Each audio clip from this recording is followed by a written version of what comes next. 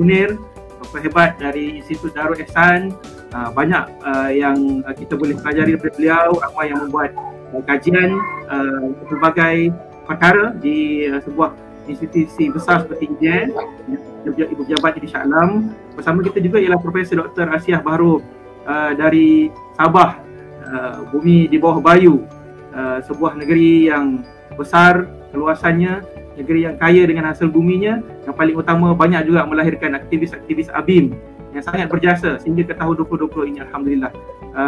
Prof. Dr. Asiah merupakan akademik daripada Universiti Malaysia Sabah, UMS. Dan seorang lagi tokoh yang kita bawa pada hari ini ialah Profesor Dr. Zulkifli Hasan, yang pada saya sangat signifikan, bukan saja kepada ABIM tapi juga kepada ramai anak muda di luar sana dalam membicarakan soal bagaimana untuk anak muda mesti banyak menulis buku, banyak menulis dan banyak membaca. Dr. Zulkifli Hasan, orang kuat Universiti Islam Antarabangsa Malaysia. Kalau siapa pernah tonton satu video daripada Ustaz Abdul Somad dari Indonesia, disebut asal Universiti Islam Antarabangsa IIU dari mana? Dari ABIM. Jadi saya fikir perlulah kita sama-sama merungkai sejarah ini, mungkin malam ini sambil-sambil kita bincang tajuk kita, walaupun nampak berat, boleh kita kupas secara ringan insya-Allah. Panjang saya berceloteh nak bagi ruang kepada panelis kita menggoreng apa yang boleh digoreng insya-Allah. Saya percaya telah pun bersedia dengan siap siaga. Saya akan persilakan dulu mungkin pusingan pertama kita untuk pengenalan saja. Saya mohon jangan panjang sangat, takut nanti habis soalan saya. Kita pergi kepada Profesor Dr. Asiah dululah. Kita bagi tokoh wanita kita untuk bicara dulu. Kalau boleh Profesor Dr. Asiah terangkan secara ringkas tentang prinsip Islam dalam pembentukan negara bangsa yang mungkin boleh dikongsikan bersama dengan sahabat-sahabat kita di luar sana.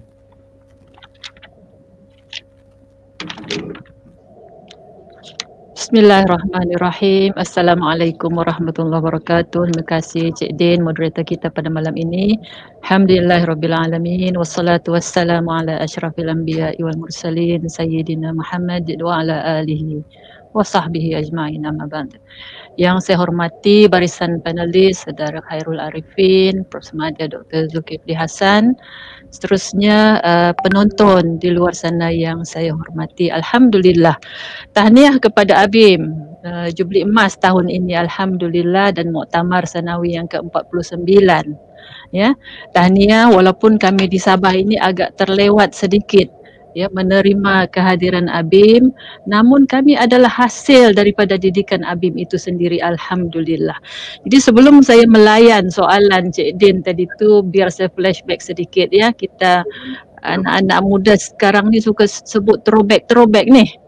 Nak baling belakang kah? Baik. Sedikit pengenalan ya. Saya berjumpa dengan ABIM bukan secara rasmi pada tahun 1979 ya. 1979 saya tingkatan 4 pada masa itu di sebuah sekolah misioneri di Tawau ya, sekolah menengah jenis kebangsaan St. Patrick Tawau. Sekolah menengah saya memang misioneri, sebelum itu di Konvent St. Ursula. Jadi tuan-tuan perempuan boleh bayangkan orang macam mana ini ya, sekolah konvent, sekolah misioneri. Alhamdulillah pada tahun 1979 kakak-kakak yang ke Semenanjung, yang keluar dari Sabah, bila mereka balik ke kampung, mereka membawa aura ABIM ya, walaupun belum secara rasmi. Namun pada masa itu saya masih ingat, walaupun dalam keadaan yang sangat mentah, saya ingat lagi begitu gigih kami berusrah. Kami baru kenal apa itu usrah. Ya, kakak-kakak kami ini memperkenalkan kepada kami apa itu usrah, diperkenalkan berbagai-bagai terma-terma baru yang kami tidak pernah dengar pada masa itulah. Ya, walaupun di Semenanjung bermula dalam 71-72, di Sabah kita nampak 79, tetapi keadaannya lebih kurang sama. Ya, cerita pasal orang dakwah, cerita pasal hantu stokin, cerita pasal macam-macam lah. Maknanya pada masa itu persepsi masyarakat tentang apa yang ABIM bawa itu masih tidak begitu positif perkara yang baru.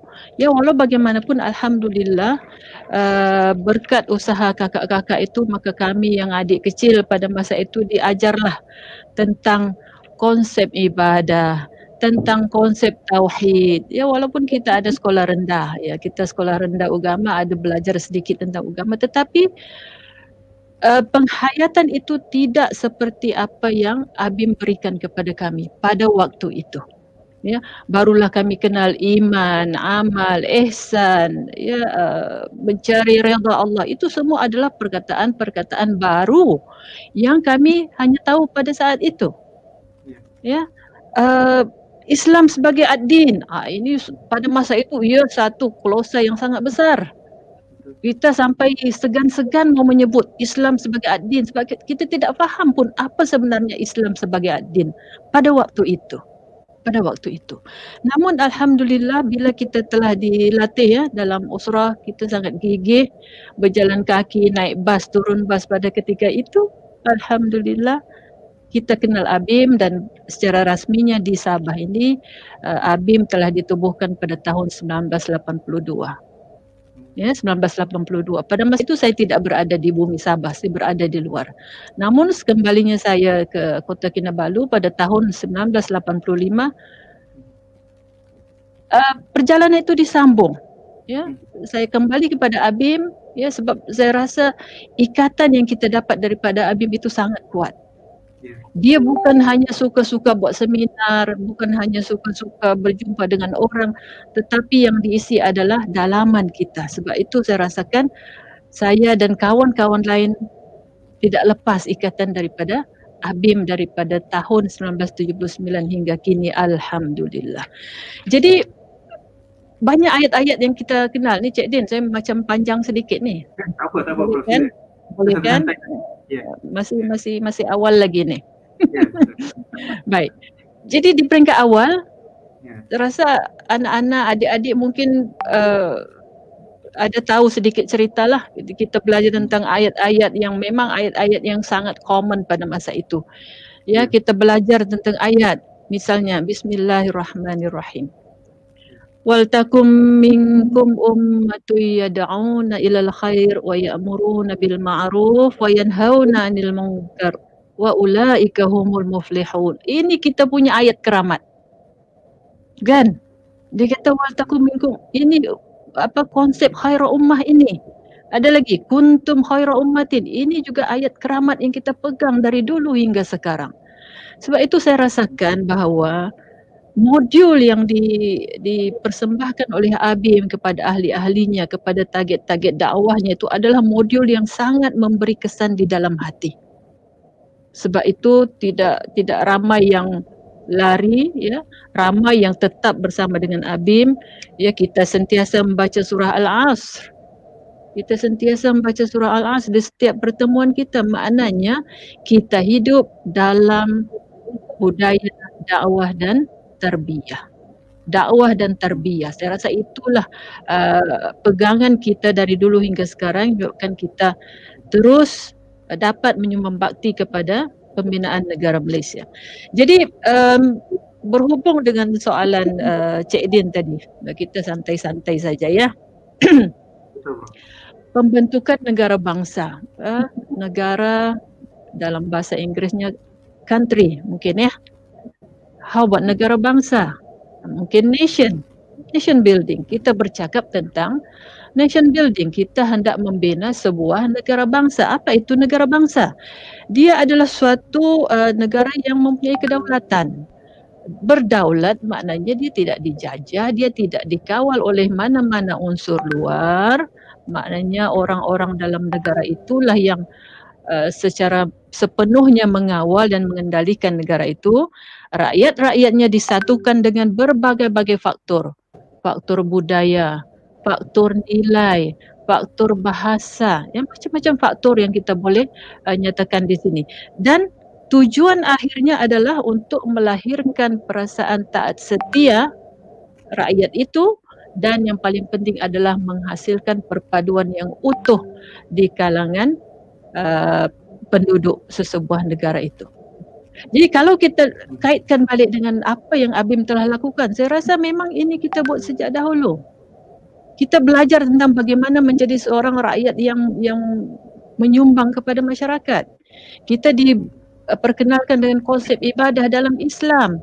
Maknanya segala tindak tanduk kita mestilah yang boleh memberikan manfaat kepada diri, kepada keluarga, kepada umat, kepada seluruh rakyat di sebuah negara itu. Saya rasa kita memang sudah sangat up to date pada masa itu. Masa itu mungkin kita tidak bercerita yang canggih-canggih tentang negara bangsa, tapi kita sudah ada ayat-ayatnya, kita sudah ada prinsipnya, dan tinggal lagi kita mengaplikasikan dalam kehidupan dan aktiviti seharian kita.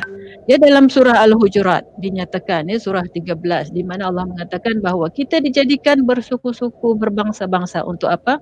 Untuk saling mengenal di antara satu dengan lain. Ini pun kita sudah baca lama ayat ini. Dulu lagi kita sudah baca. Tapi inilah masanya untuk kita realisasikan. Walaupun dalam kekangan, ya, saya tidak nafikan banyak kekangan, banyak cabaran yang kita hadapi dalam merealisasikan pembentukan sesebuah negara bangsa. Jadi saya rasa prinsip Islam itu tidak menolak, bahkan adalah prinsip yang sangat menyokong kepada pembinaan negara bangsa. Sebab kita tengok pembentukan Madinah misalnya. Puak Ansar dan Puak Muhajirin bersatu untuk apa? Untuk membina sebuah negara bangsa yang boleh menjadi pemimpin kepada seluruh dunia pada ketika itu. Jadi saya rasa sedikit pembukaan Cik Din untuk pusingan ini. Wallahu alam. Terima kasih. Alhamdulillah, terima kasih Prof. Saya fikir menarik untuk kita dengar generasi yang daripada zaman 70-an. Walaupun Prof kata Prof kenal Abim 79, itu tidak jauh daripada tahun penubuhan Abim 71. Saya fikir masih lagi dalam lingkungan aktivis-aktivis awal, ya. Kalau kita dengar daripada cerita Ustaz Razali Nawawi contoh, beliau sudah dari usia mudanya sudah berdebat di dataran pidato di United Kingdom. Tatkala orang lain bicara soal Marxism dan Socialism, beliau bicara soal Islam as the way of life. Ini anak Melayu yang saya fikir sudah mula world view-nya sudah jauh.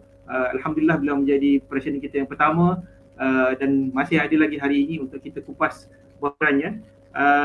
Saya fikir saya teruskan dengan Dr. Zulkifli Hasan tentang biasa kita sebut dan kita dengar tentang peaceful coexistence, hidup bersama dalam budaya damai, ya. Dr. Zul, boleh tak kupaskan secara ringkas soal peradaban Islam ni dan prinsip hidup bersama dalam budaya damai. Bila kita bicara soal Malaysia ni, Prof, memang kita akui kita ada banyak etnik, banyak ras di Malaysia. Di Sabah Sarawak saja, Prof Hasyal lagi tahu sudah berapa banyak etnik kita ada. Campur lagi orang asal di Semenanjung dan sebagainya.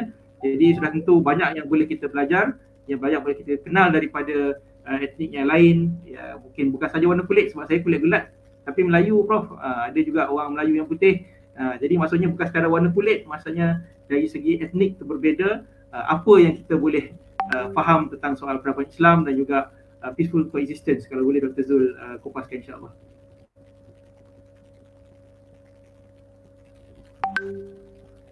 Terima kasih kepada moderator pada hari ini, saudara Cik Din, yang saya hormati Prof Arsia dan juga sahabat saya saudara Khairul Arifin, dan seterusnya para penonton yang rahmati Allah sekalian. Terima kasih atas doa kepada moderator saya yang baru saja pergi menemui Tuhannya. Terima kasih diucapkan kepada semua. Terima kasih.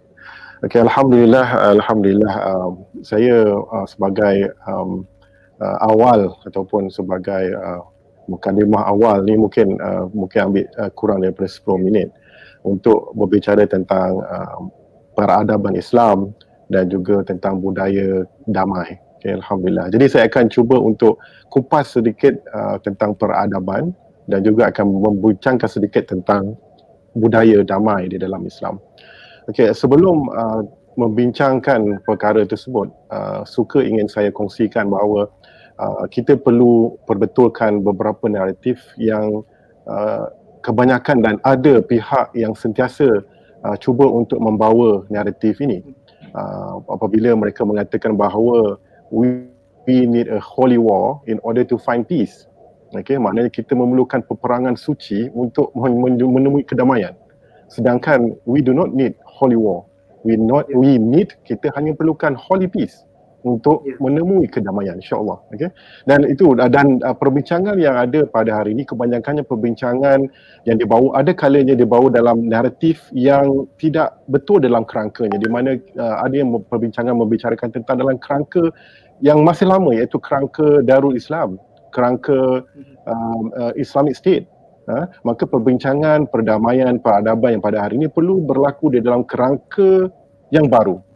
Mungkin dalam kerangka madani society, dalam kerangka civil state yang ingin dibawa. Okey, dan perbincangan pada hari ini juga boleh kita lihat bahawa dunia begitu cepat berubah. Ya, bagaimana dunia dikatakan sebagai post-truth dan post-normal, dan juga kita lihat bagaimana perubahan itu berlaku dalam keadaan kelajuan yang super exponential speed. Ya, dan ini yang berlaku dan trend yang kita lihat adalah walaupun dalam perkembangan yang berlaku di dunia ini, tetapi trendnya ialah kita lihat bahawa manusia sudah mula kembali mencari kemanusiaan, mencari nilai, dan akhirnya kita lihat beberapa gerakan utama telah pun digerakkan, sebagai contoh the global movement of well-being yang cuba untuk membawa kepada kesejahteraan manusia. Jadi walaupun yang dibincangkan pada hari ini, kita perlu boleh lihat bagaimana perkembangan dunia pada hari ini. Peradaban itu daripada sebelum ini kita didominasi oleh westernisasi, kemudian dengan modernisasinya tu. Kemudian pada hari ini kita lihat bahawa dunia juga berubah, iaitu dunia mula cenderung ke arah Asianisasi, dipanggil Asianization. Okey, ya, seperti ditulis oleh Parag Khanna dalam buku The Future is Asian. Okey. Dan apabila kita melihat semua kerangkuman kerangka dan juga elemen yang saya sebut tadi, maka kita perlu melihat bahawa walaupun perubahan yang berlaku, walaupun ada perkembangan tentang peradaban, ketamadunan, tetapi Islam mempunyai prinsip yang kukuh, yang tidak berubah, yang sentiasa konsisten, dia daripada bermula sehingga hari kiamat. Dan inilah yang dikatakan budaya damai yang dibawa oleh Islam, dibawa oleh Al-Quran.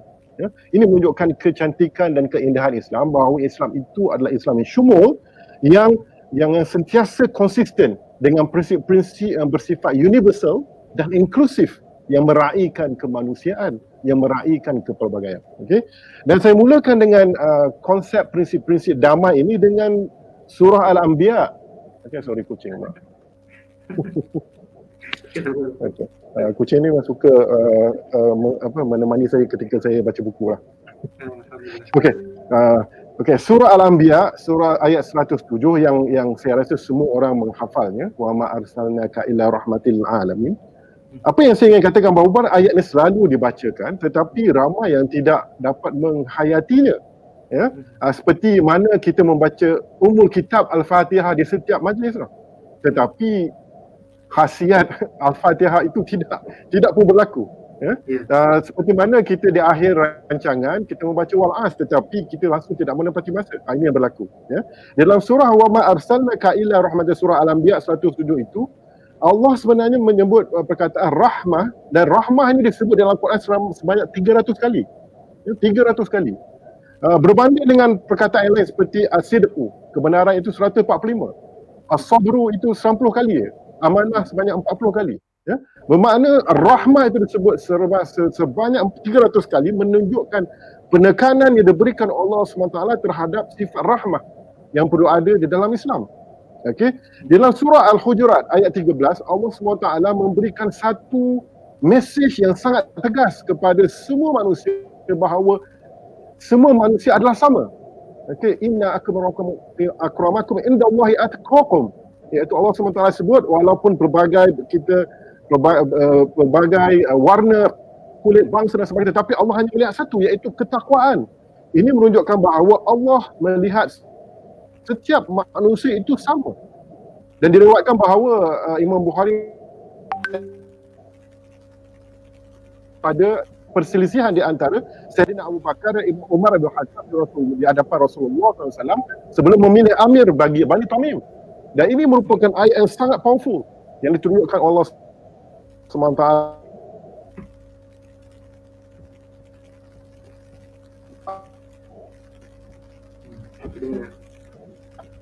Masalah mungkin dari segi coverage pada Dr. Kilasan. Boleh dengar Dr. Zul? Merupakan ayat-ayat yang begitu powerful yang diturunkan Allah SWT sebagai peringatan kepada manusia dan merupakan satu penegasan kepada kita bahawa Islam itu sentiasa cenderung kepada perdamaian. Ya. Jadi saya ingin sudahi mukadimah ini dengan pesanan kepada penonton dan kepada diri saya sendiri adalah untuk penting-pentingnya apabila kita membicarakan tentang konsep perdamaian ini untuk merujuk semula kepada original, kepada teks asal, teks Sahifah Madinah maupun teks Hujatul Wida. Ya, saya ingin sebut bagaimana budaya perdamaian itu dirakam dan dinukilkan di dalam Sahifah Madinah yang 1000 tahun lebih awal daripada Magna Carta. Ya, walaupun Magna Carta baru 800 tahun tetapi Sahifah Madinah telah pun lebih 1400 tahun. Di dalam fasal yang kedua, dia yang menunjukkan bahawa apa disebut ialah innahum ummatun wahidatun min dunin nas.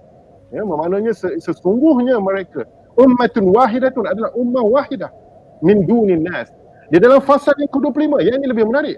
Kerana dalam fasal yang ke-25 mengiktiraf orang Yahudi. Wa inna yahuda bani Auf ummatun ma'al mu'minin. Ya, dan ini merupakan suatu penegasan yang 1000 tahun sangat futuristik yang menunjukkan bahawa Islam mengiktiraf kepelbagaian, mengiktiraf dan cenderung kepada perdamaian. Dan di dalam teks Hujatul Wida, kalau tuan-tuan baca dalam teks Hujatul Wida, di antara pesanan Rasulullah SAW sebelum baginda meninggalkan dunia ini, Rasulullah SAW kata apa? Bersabda bahawa anggaplah jiwa dan harta itu sebagai amanah dan kembalikan harta kepada pemilik dan jangan kamu sakiti sesiapa pun.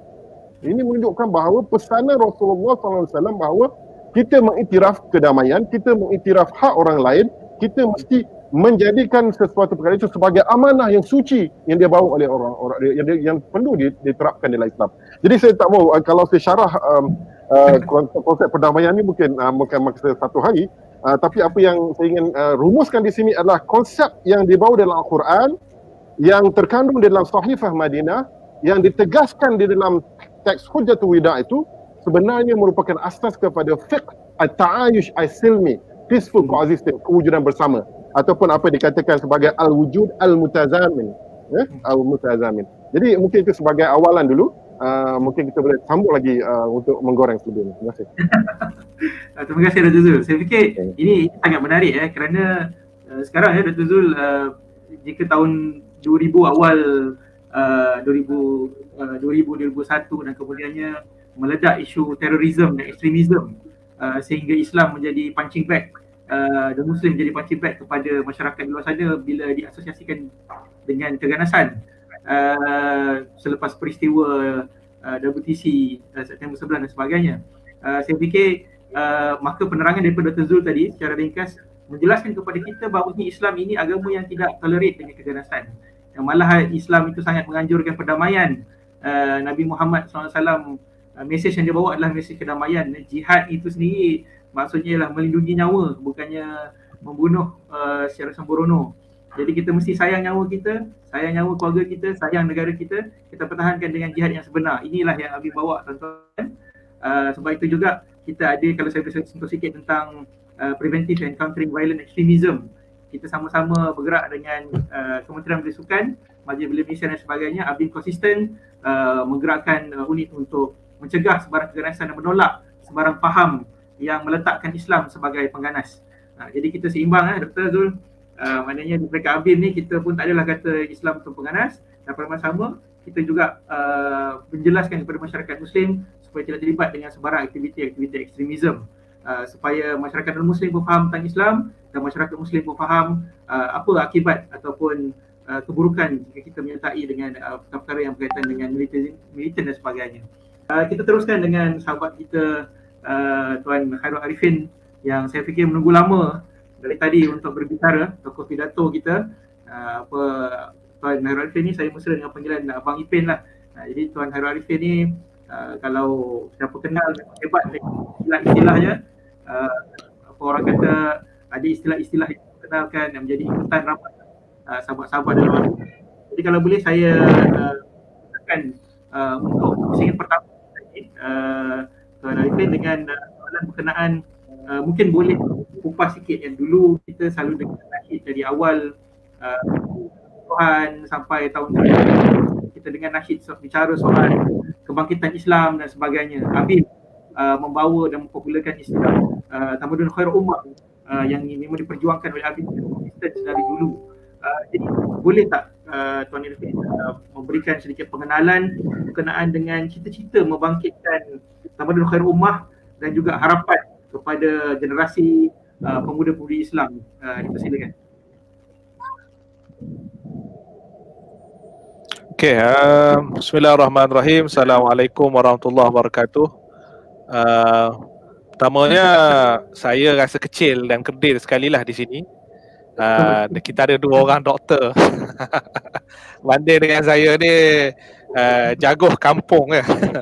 Baik, dalam berbicara soal apa yang disebut oleh saudara moderator tadi, pertamanya saya sebelum itu saya nak ambil peluang lah mengucapkan selamat ulang tahun kepada Abim, dan saya kira apa tu sambutan Abim pada kali ini, muktamar kali ini, walaupun dibuat dalam suasana Covid, tetapi ianya bukan hanya milik di peringkat Abim, tetapi ialah suatu perkongsian besar dengan istilah yang kita sebut sebagai keluarga besar gerakan.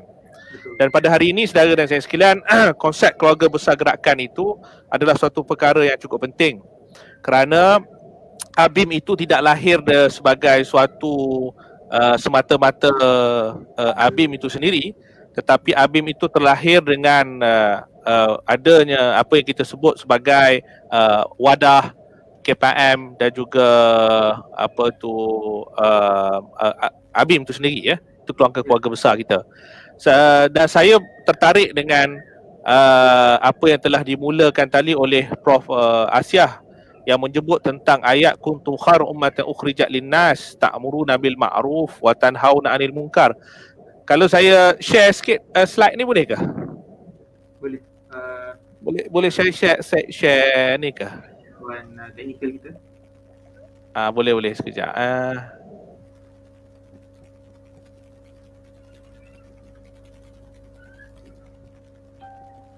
Mana dia? Hilang. Sekejap. Ada sikit. Tak adalah banyak. Boleh juga tu, menarik juga kalau boleh. Okay. Saya nak share sikit lah sebab saya rasa benda ni menarik. Nampak ke? InsyaAllah boleh. Ya. Dia dah share. Okay. Saya nak share sikit ayat yang kita sebut tadi, yang disebut tadi ialah surah Al-Imran ayat 3, surah Al-Imran tadi, kuntum khairu ummatan. Umat yang terbaik itu adalah umat yang yang menyeru kepada ma'ruf, mencegah kepada kemungkaran, dan juga ada elemen satu lagi iaitu beriman kepada Allah Subhanahu Wa Taala. Maksudnya di situ ada elemen tauhid yang tinggi kepada Allah Subhanahu Wa Taala. Dan kalau kita baca balik, ini pengalaman saya lah dalam Abim ni. Apabila saya diberi amanah dahulu untuk menjadi mula-mula dulu Setiausaha Agung PKPIM dan juga di AJKP Abim, saya mencari-cari di manakah tempat kita nak memahami kerangka gerakan kita. Maka datang idea dan juga berdasarkan perbincangan dengan senior-senior, kita kena cari ucapan dasar. Maka saya cari ucapan dasar Abim yang pertama, bukan yang pertama ketika ini, maknanya pada zaman Ustaz Siddiq lah, ucapan bahasa yang beliau yang pertama, iaitu garis-garis besar haluan perjuangan. Dan menariknya apabila dia bercakap tentang garis-garis besar perjuangan, dia bercakap soal bagaimana kita ni dalam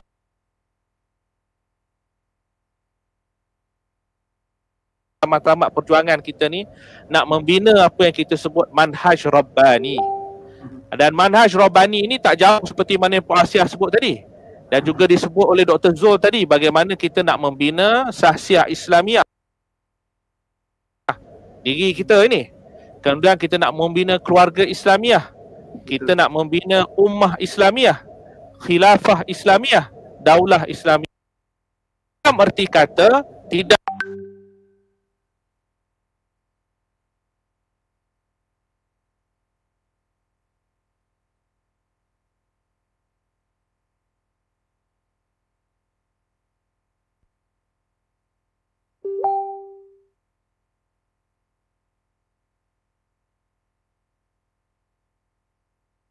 limunal kitab wa bima kuntum tadrusun, iaitu hendaklah kamu menjadi orang-orang Rabbani kerana kamu mengajar ke Alkitab disebabkan kamu telah mempelajarinya. Maksudnya,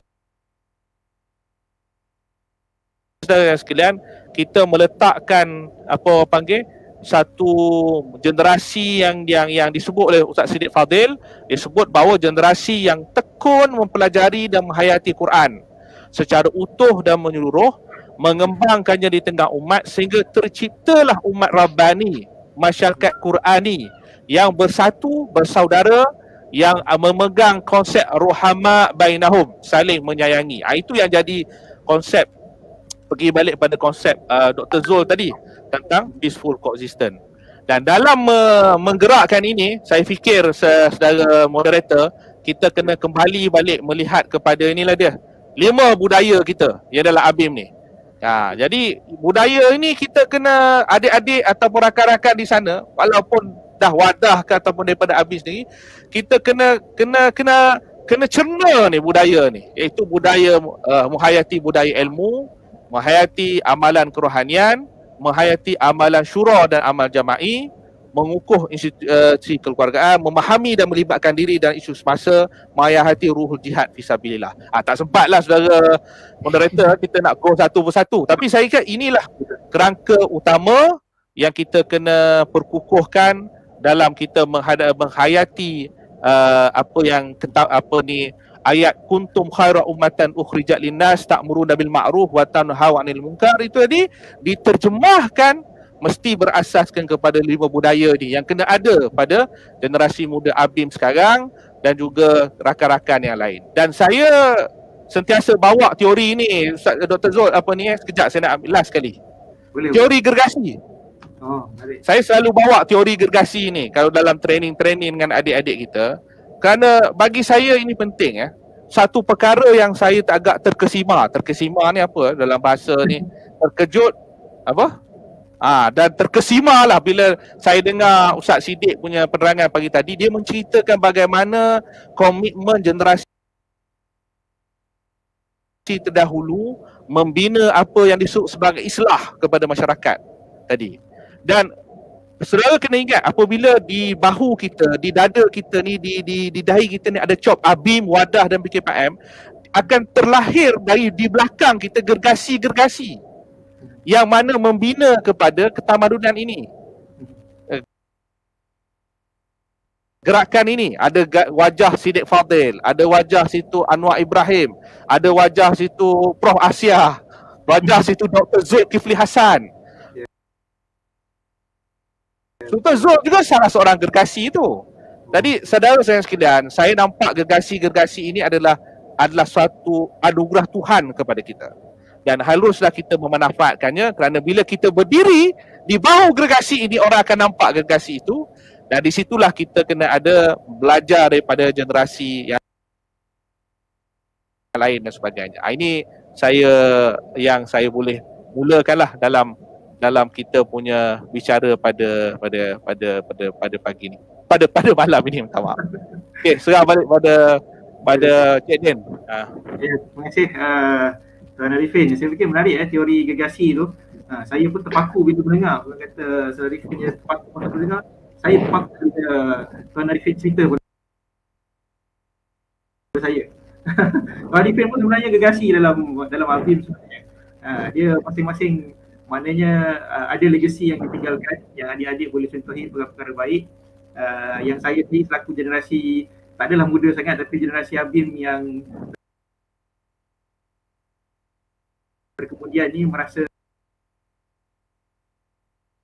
kronisma, maksudnya budaya meletakkan Islam ni sebagai ini biasalah ni, bila keganasan ni Muslim lah ni benda biasalah untuk umat Muslim. Sedangkan kadang-kadang bila satu perkara berkaitan dengan ekstremisme berlaku, sebenarnya dilakukan oleh umat Islam. Jadi saya fikir ini satu yang kita perlu perbaiki imej itu supaya persepsi masyarakat yang belum Islam dapat dijernihkan berkenaan bagaimana sebenarnya Islam ini sebuah agama yang indah. Kalau boleh saya kita lompat sekejap kepada Dr. Zul, kemudian kepada Prof. Arsyah. Kita bagi rehat sekejap Prof. Arsyah. Sebab ini berkait saya fikir dengan tajuk kita. Dr. Zul bicara tentang kosmopolitanisme. Ini istilah yang mungkin asing lah untuk setengah pihak, tapi esok ucapan dasar Presiden ABIM Saudara Muhammad Faisal Abdul Aziz akan bicara soal kosmopolitan ini. Sampai peringkat PhD masih boleh tahu juga perkara-perkara berkaitan dengan kosmopolitanisme dan sebagainya. Jadi soalan saya, Dr. Zul, sejauh mana optimisme kebangkitan semula ketamadunan besar di Malaysia ini, kalau kita lihat ciri kosmopolitan alam Melayu dan percepatan proses melalui pengaruh Islam, kalau boleh Dr. Zul kupas secara sepintas lalu, insyaAllah. Okey, terima kasih kepada Cik Din. Saya rasa berbesar hatilah dengar pidato daripada saudara Khairul Alfin tadi. Okey, berbicara tentang cosmopolitanism. Okey, terminologi yang dulunya agak cerah ataupun agak popular,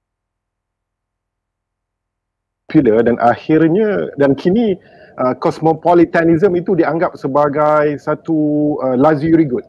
Okay. Ada scholars mengatakan bahawa dalam keadaan pandemik ini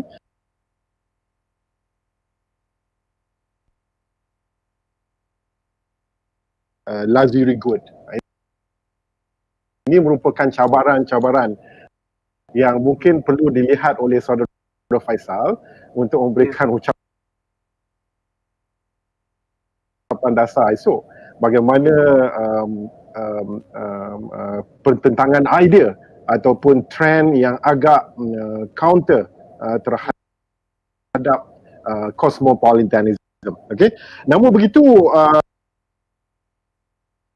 kita sentiasa memegang prinsip bahawa cosmopolitanism itu diiktiraf dan diangkat oleh Islam, kerana Islam melihat bahawa kepelbagaian itu sesuatu yang menjadi satu kelebihan, di mana ianya mendapat mencernakan pelbagai rahmat, pelbagai ideas, dan akhirnya dapat mencetuskan rahmah kepada seluruh alam. Okey, mungkin dalam konteks dunia Melayu ini sangat menarik. Kerana apa? Kerana dalam konteks yang sangat dinamik, progresif, luar daripada tanah Arab. Ini yang saya katakan bahawa bagaimana ya. Dan yang lebih menarik, bagaimana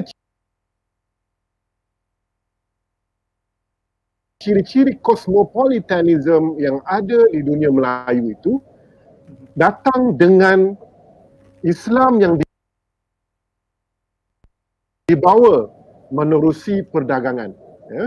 Oleh kerana nature ataupun sifat perdagangan itu adalah cosmopolitanism, maka Islam itu datang dengan pelbagai warna-warni dan akhirnya membawa satu mesej bahawa mesej rahmah dan juga membawa elemen-elemen cosmopolitanism. Ya, ini dikatakan oleh Profesor Syed Muhammad Naqib Al-Atas bahawa Islam transform the essential character and the worldview of the Malay civilization, okay, to one which is essentially modern. Okay, ini bermakna bahawa cosmopolitanism itu sudah pun wujud, okay, di dalam, dan ianya dipengaruhi sebegitu mendalam oleh Islam. Okay, para penonton dirahmati Allah sekalian, kalau kita ingin membaca lebih lanjut tentang cosmopolitanism, mungkin tuan-tuan boleh membaca buku Muslim Cosmopolitanism,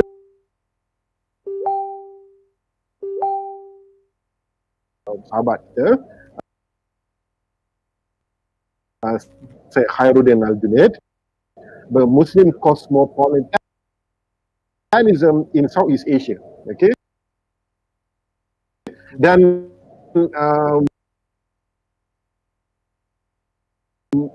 buku-buku ini sangat menarik kerana ianya telah menunjukkan bagaimana kepelbagaian, bagaimana warna-warni kehidupan yang berada, yang diamalkan oleh penduduk Melayu, tanah Melayu dalam sejarah, bahawa kita telah pun mempunyai cosmopolitan yang Islam. Walaupun kita sudah ada pengaruh Islam menerusi ayat Al-Quran yang menceritakan tentang budaya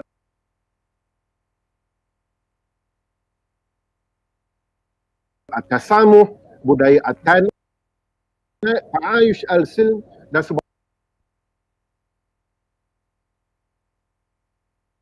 sebagainya. Namun di antara dalam konteks orang Melayu, dalam konteks Nusantara,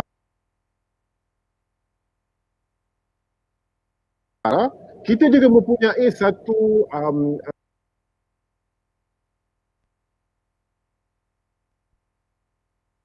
dan ini dibuktikan dalam banyak tulisan-tulisan yang dirakamkan oleh pelbagai sarjana. Kita lihat bagaimana konsep muhibah, konsep sejahtera itu diasimilasikan dengan konsep at-ta'ayush, diasimilasikan dengan konsep at-tasamuh, dan akhirnya ia dapat menjadikan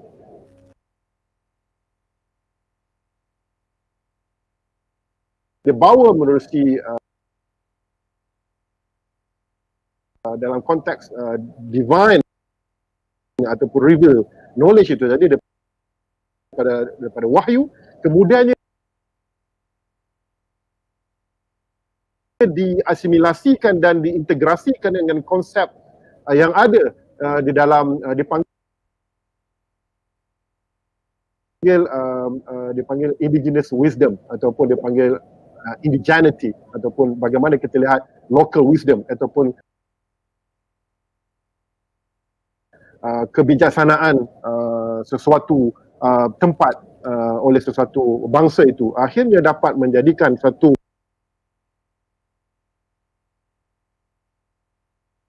cosmopolitan dia dapat diamalkan sehingga hari ini oleh orang Melayu, oleh semua bangsa yang ada di Nusantara, yang ada di Asia Tenggara. Terima kasih. So, saya fikir menarik juga dan kita dapat mencerap secara sedikit sebanyak tentang isu tentang terminologi kosmopolitanisme atau kosmopolitan ini, Doktor. Bukan apa, takut esok terkejut pula bila ada sahabat kita yang buka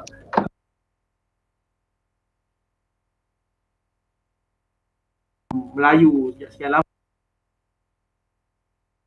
kan di Asia Tenggara ini, boleh Archipelago ini sudah menjadi saksi kepada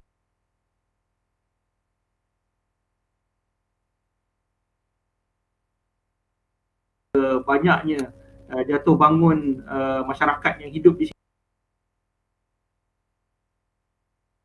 sini, sama ada masyarakat Melayu, masyarakat kepada kita, dan itu juga penting macam saya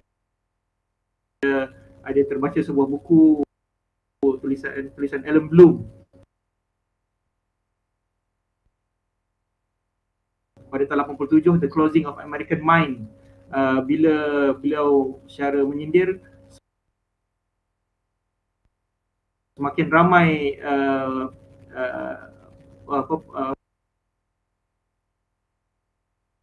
tokoh-tokoh akademik di luar sana, tetapi Amerika menjadi semakin mundur, masyarakat menjadi semakin mundur. Pada sebabnya ialah kerana kurangnya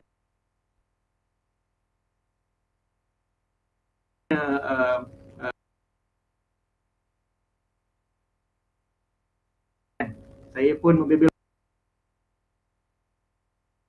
panjang, saya minta maaf. Saya teruskan dengan Profesor Dr. Arsyah yang mungkin dah tunggu lama.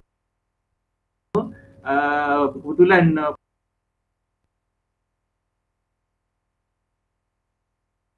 Prof. Dr. Arsyah duduk di Sabah. Saya fikir Sabah ini sudah orang kata mangli lah, sudah jadi lali disebut soal perpaduan. Di Sabah ini tak perlu sebut soal perpaduan. Dia memang hidup sebagai itulah masyarakat Sabah, masyarakat Muslim, masyarakat belum Muslim. Ini kita dapat lihat cabaran itu masih wujud, sentimen-sentimen yang negatif itu masih wujud. Jadi bolehkah kalau secara ringkas Prof. Dr. Arsyah mungkin dapat kupaskan bagaimana untuk kita membentuk bangsa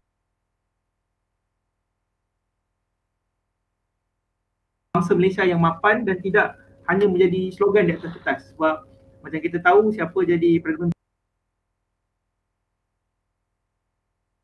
Menteri, dia bawa Nyatakan oleh Tuan Moderator tadi ya, Malaysia truly Asia and Sabah truly Malaysia. betul.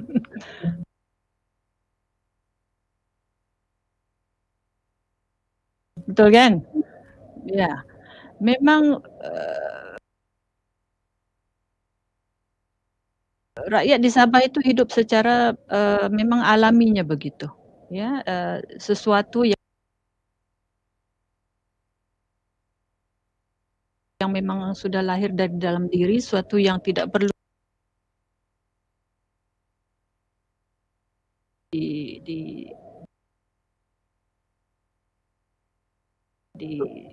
diikutilah, insyaAllah. Jadi untuk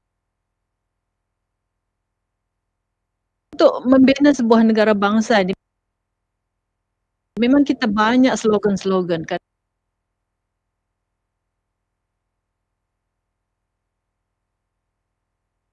kadang-kadang saya pun penat dengan slogan. Ya, bila kita di pejabat, ya, kita banyak slogan,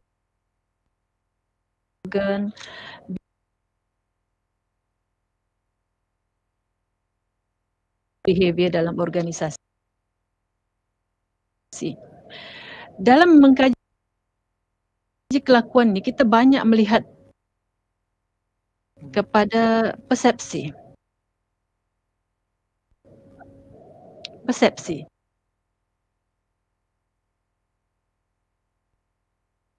Sebab dari persepsi itulah yang akan menimbulkan tindakan. Dia akan menghasilkan tindakan-tindakan, sama ada tindakan positif ataupun tindakan negatif.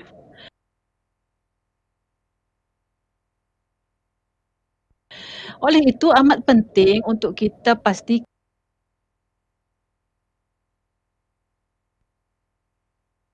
satu perkara yang juga sangat penting adalah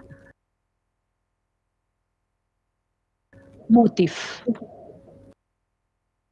Apa motif di sebalik itu? Apa motif? Motivasi.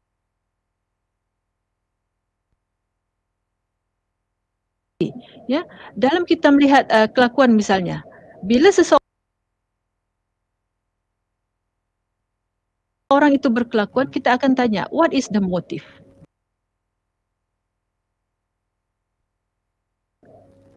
Dan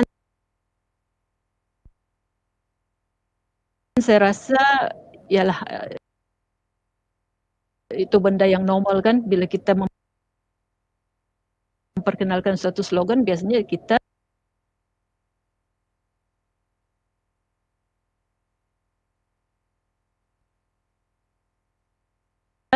mengharapkan sesuatu yang baik itu kembali kepada diri kita sendiri. So maknanya motifnya adalah untuk kepentingan, tetapi tidak dapat dihayati dan tidak dapat direalisasikan sebab motifnya sudah salah. Ya, dan bila motif itu salah, maka jalannya juga mungkin saya kata juga mungkin akan salah. So ini teorinya begitu. Bila motif negatif, caranya juga mungkin negatif.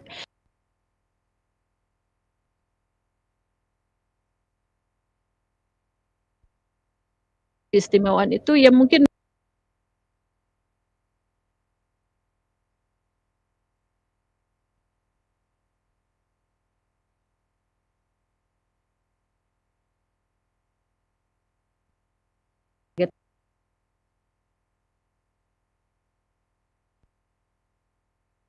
dan elemen keadilan, justice. Kita ada konsep organizational justice, itu bidang saya lah. Justice, maknanya kalau kita menanggap bahawa keadilan wujud, maka insya-Allah tindakan kita juga akan baik, akan positif. Tetapi jika kita menanggap bahawa keadilan tidak ada, berlaku pembezaan, berlaku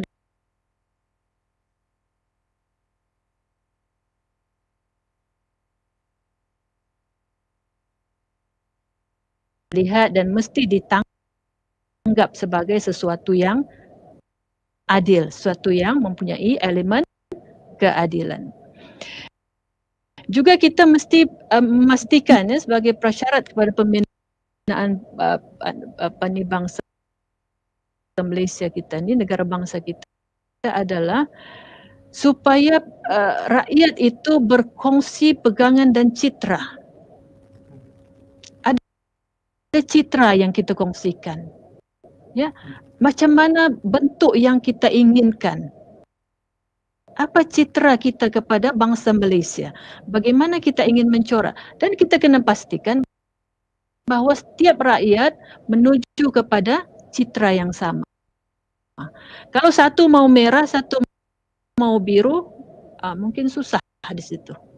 Citranya tidak sama, ya, dan kemungkinan akan berlaku konflik dan akhirnya pembinaan negara bangsa itu juga akan terjejas. Dan yang seterusnya adalah kita perlu pastikan bahwa rakyat memberi sepenuh kepercayaan kepada sistem pemerintahan dan undang-undang negara.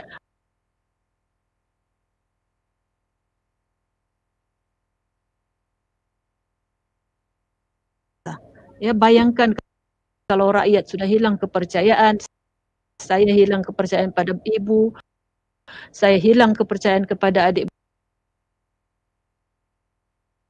beradik, hilang kepercayaan kepada jiran tetangga, apa yang akan berlaku kepada agenda pembinaan negara bangsa kita. Jadi ini saya rasa di antara perkara yang perlu kita promote, yang perlu kita perteguhkan dalam kalangan masyarakat melalui pendidikan, melalui agenda dakwah dan tarbiyah yang kita ada. Ini memang darah daging kita. Ya, selama ini saya tahu dan saya yakin memang ABIM sentiasa melakukan agenda-agenda memberi pencerahan kepada masyarakat, ya, menjelaskan kepada masyarakat tentang isu-isu yang berlaku di dalam negara kita. Dan saya rasa ABIM telah berjaya melakukannya dalam memastikan bahawa masyarakat mendapat persepsi yang benar, masyarakat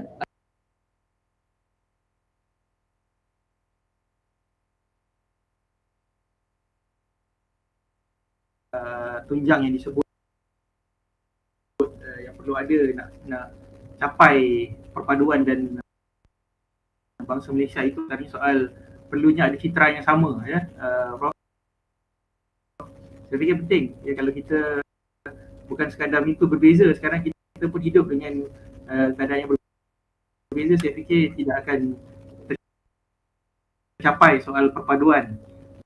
Dan disebut juga soal keadilan tadi, ya. Saya tadi sebab ramai yang biasa contoh sebut soal wasatiyah. Biasa sebut wasatiyah ini bermaksud kesederhanaan.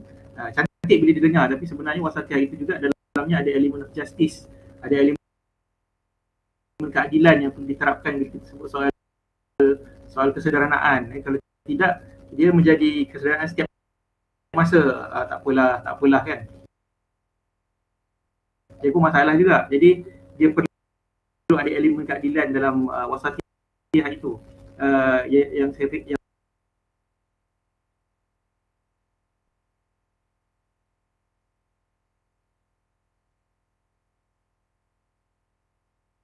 penerangan kita gagal, kefahaman kita gagal, advokasi kita gagal, kita cerita apa pun masyarakat takkan terima, takkan menyambut, dan di pihak pemerintah pun tidak akan melaksanakan. Ini saya fikir banyak kerja kita boleh gerakkan, banyak peranan kita masih boleh mainkan. 49 tahun ABIM, kita masih lagi berusaha dan insyaAllah akan terus ikhtiar tanpa rasa jemu. Saya teruskan dengan Tuan Arifin untuk soalan yang hampir berkait juga, berikat rapat juga dengan yang ditanya kepada Prof. Dr. Asya, tapi mungkin ada angle yang sedikit berbeza. Praktikal atau tidak kewujudan bangsa Malaysia ni, Tuan Arifin? Takkanlah bila ada bangsa Malaysia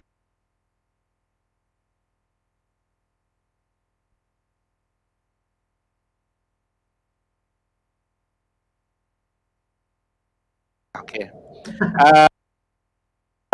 Saya moderator, saya nak saudara Cik Din, saya nak pakai teori gegasi balik lah, sebab saya tak berani nak cakap lebih daripada gegasi itu tadi, ya.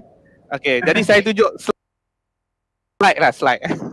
boleh. Ada sikit lah, saya cari tadi, saya terlupa satu slide yang pernah saya buat tentang isu ni. Sekejap okey. Tentang bangsa Malaysia ni, saya nak apa orang panggil, kita pernah buat dalam 26 Oktober 2019. Masalah sebelum itu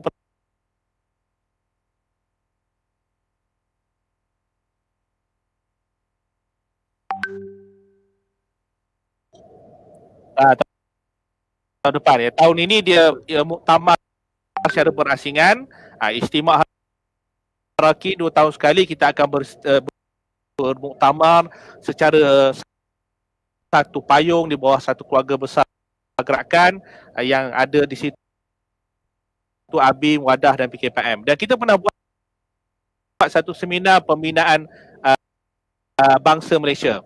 Jadi masa seminar ni saya ditugaskan membuat satu sinopsis. Jadi sinopsis dia tu dalam satu slide saja. Tadi ini ucapan dasar Presiden Wadah ketika itu ialah Tuan Haji Ahmad Azam.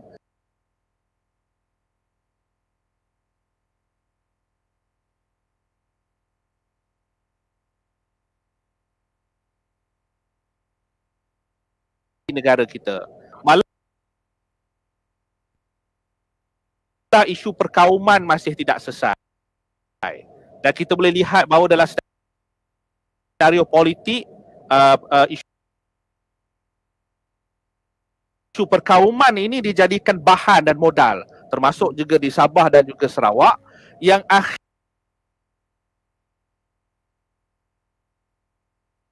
akhirnya isu perkauman ini digunakan oleh ahli politik sebagai apa yang kita istilahkan sebagai the culture of fear.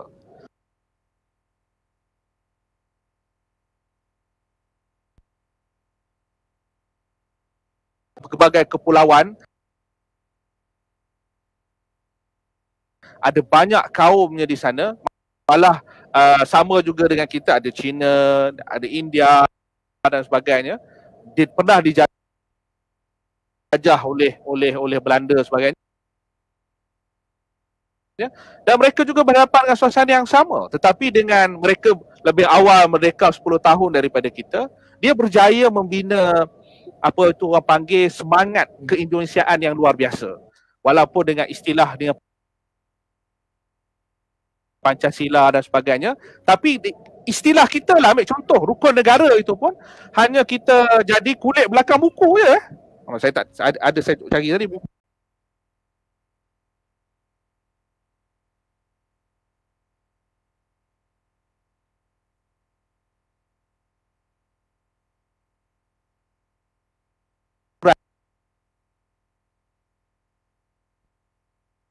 Option of knowledge ke kekacauan pemikiran dan sebagainya. Kita juga berdepan dengan mentaliti terkepung, siege mentality ya. Gagal memahami soal ta'adudiyah, jauhar-jauhar kepelbagaian yang ada dalam Islam ya. Dan kita juga berhadapan dengan transisi politik yang kritikal ya, yang kita sebut sebagai the right wing populism. Itu pun adalah sinar-sinar tertentu apabila Trump kalah ya. Tapi namun demikian kita lihat suasana identiti politik ini masih menebal ya. Dan kita juga berdepan dengan cabaran penyatuan ummah dan mufakat nasional dan sebagainya. Ini satu perkara yang berdepan ya dalam masyarakat kita. Jadi kalau nak tengok ni macam-macam. Tadi saya fikir ada dekat situ asas pembinaan bangsa Malaysia tu kita ada sebut sedikit bahawa tentang pembinaan bangsa Malaysia berdasarkan semangat perlembagaan, jaminan kedudukan Islam, realiti negara yang merdeka dan sebagainya, mempertahankan sistem demokrasi berparlimen dan sebagainya. Ini saya fikir ini adalah satu landscape yang kita kena lihat dan generasi muda kena engage tentang perkara-perkara ini. Saya nak sebut sedikit satu perkara, saya lompat kepada satu yang saya dah terfikir sekarang ni. Tentang ini saudara sekalian, sebab lately ni saya dengan rakan-rakan menekuni tentang future study Jadi kita lihat ya, dalam suasana kita, ada anak muda, kawan-kawan saya yang di luar sana yang sedang mendengar pada hari ini, kita kena ambil tahu perkembangan tentang pembinaan bangsa Malaysia, peaceful coexistence dan sebagainya. Kerana apa? Kerana dalam suasana kita ni, kita biasanya tak boleh lari daripada pesta ni tadi, yang akan membentuk trend dan juga akan memberi impact tersendiri. Pertama, politik. Nak kata tak ambil cakna langsung pun tak boleh. Kedua, ekonomi. Ketiga, social culture. Keempat, teknologi. Keempat, ekologi. Dan yang seterusnya, religious. Ini selalu perkara-perkara yang sentiasa akan mewarnai hidup kita dan sebagainya. Dan ada satu ungkapan yang kami selalu gunakan ialah, jika anda tidak membentuk dan mencipta masa depan anda akan ditentukan oleh orang lain. If you do not shape your own future, someone else will. Jadi kalau kita nak bercakap dalam konteks masa bangsa Malaysia yang kita sebutkan tadi, kalau bukan generasi tuan-tuan yang ada depan saya sekarang ini, generasi kita ini untuk berfikir, mencari jalan mewujudkan apa yang istilah itu, dan acuan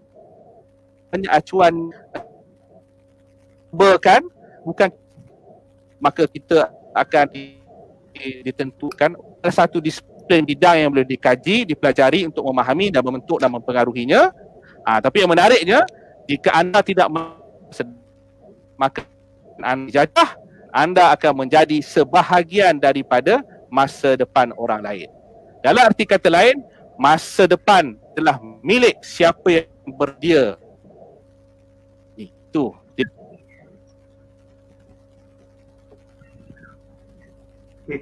Ya, saya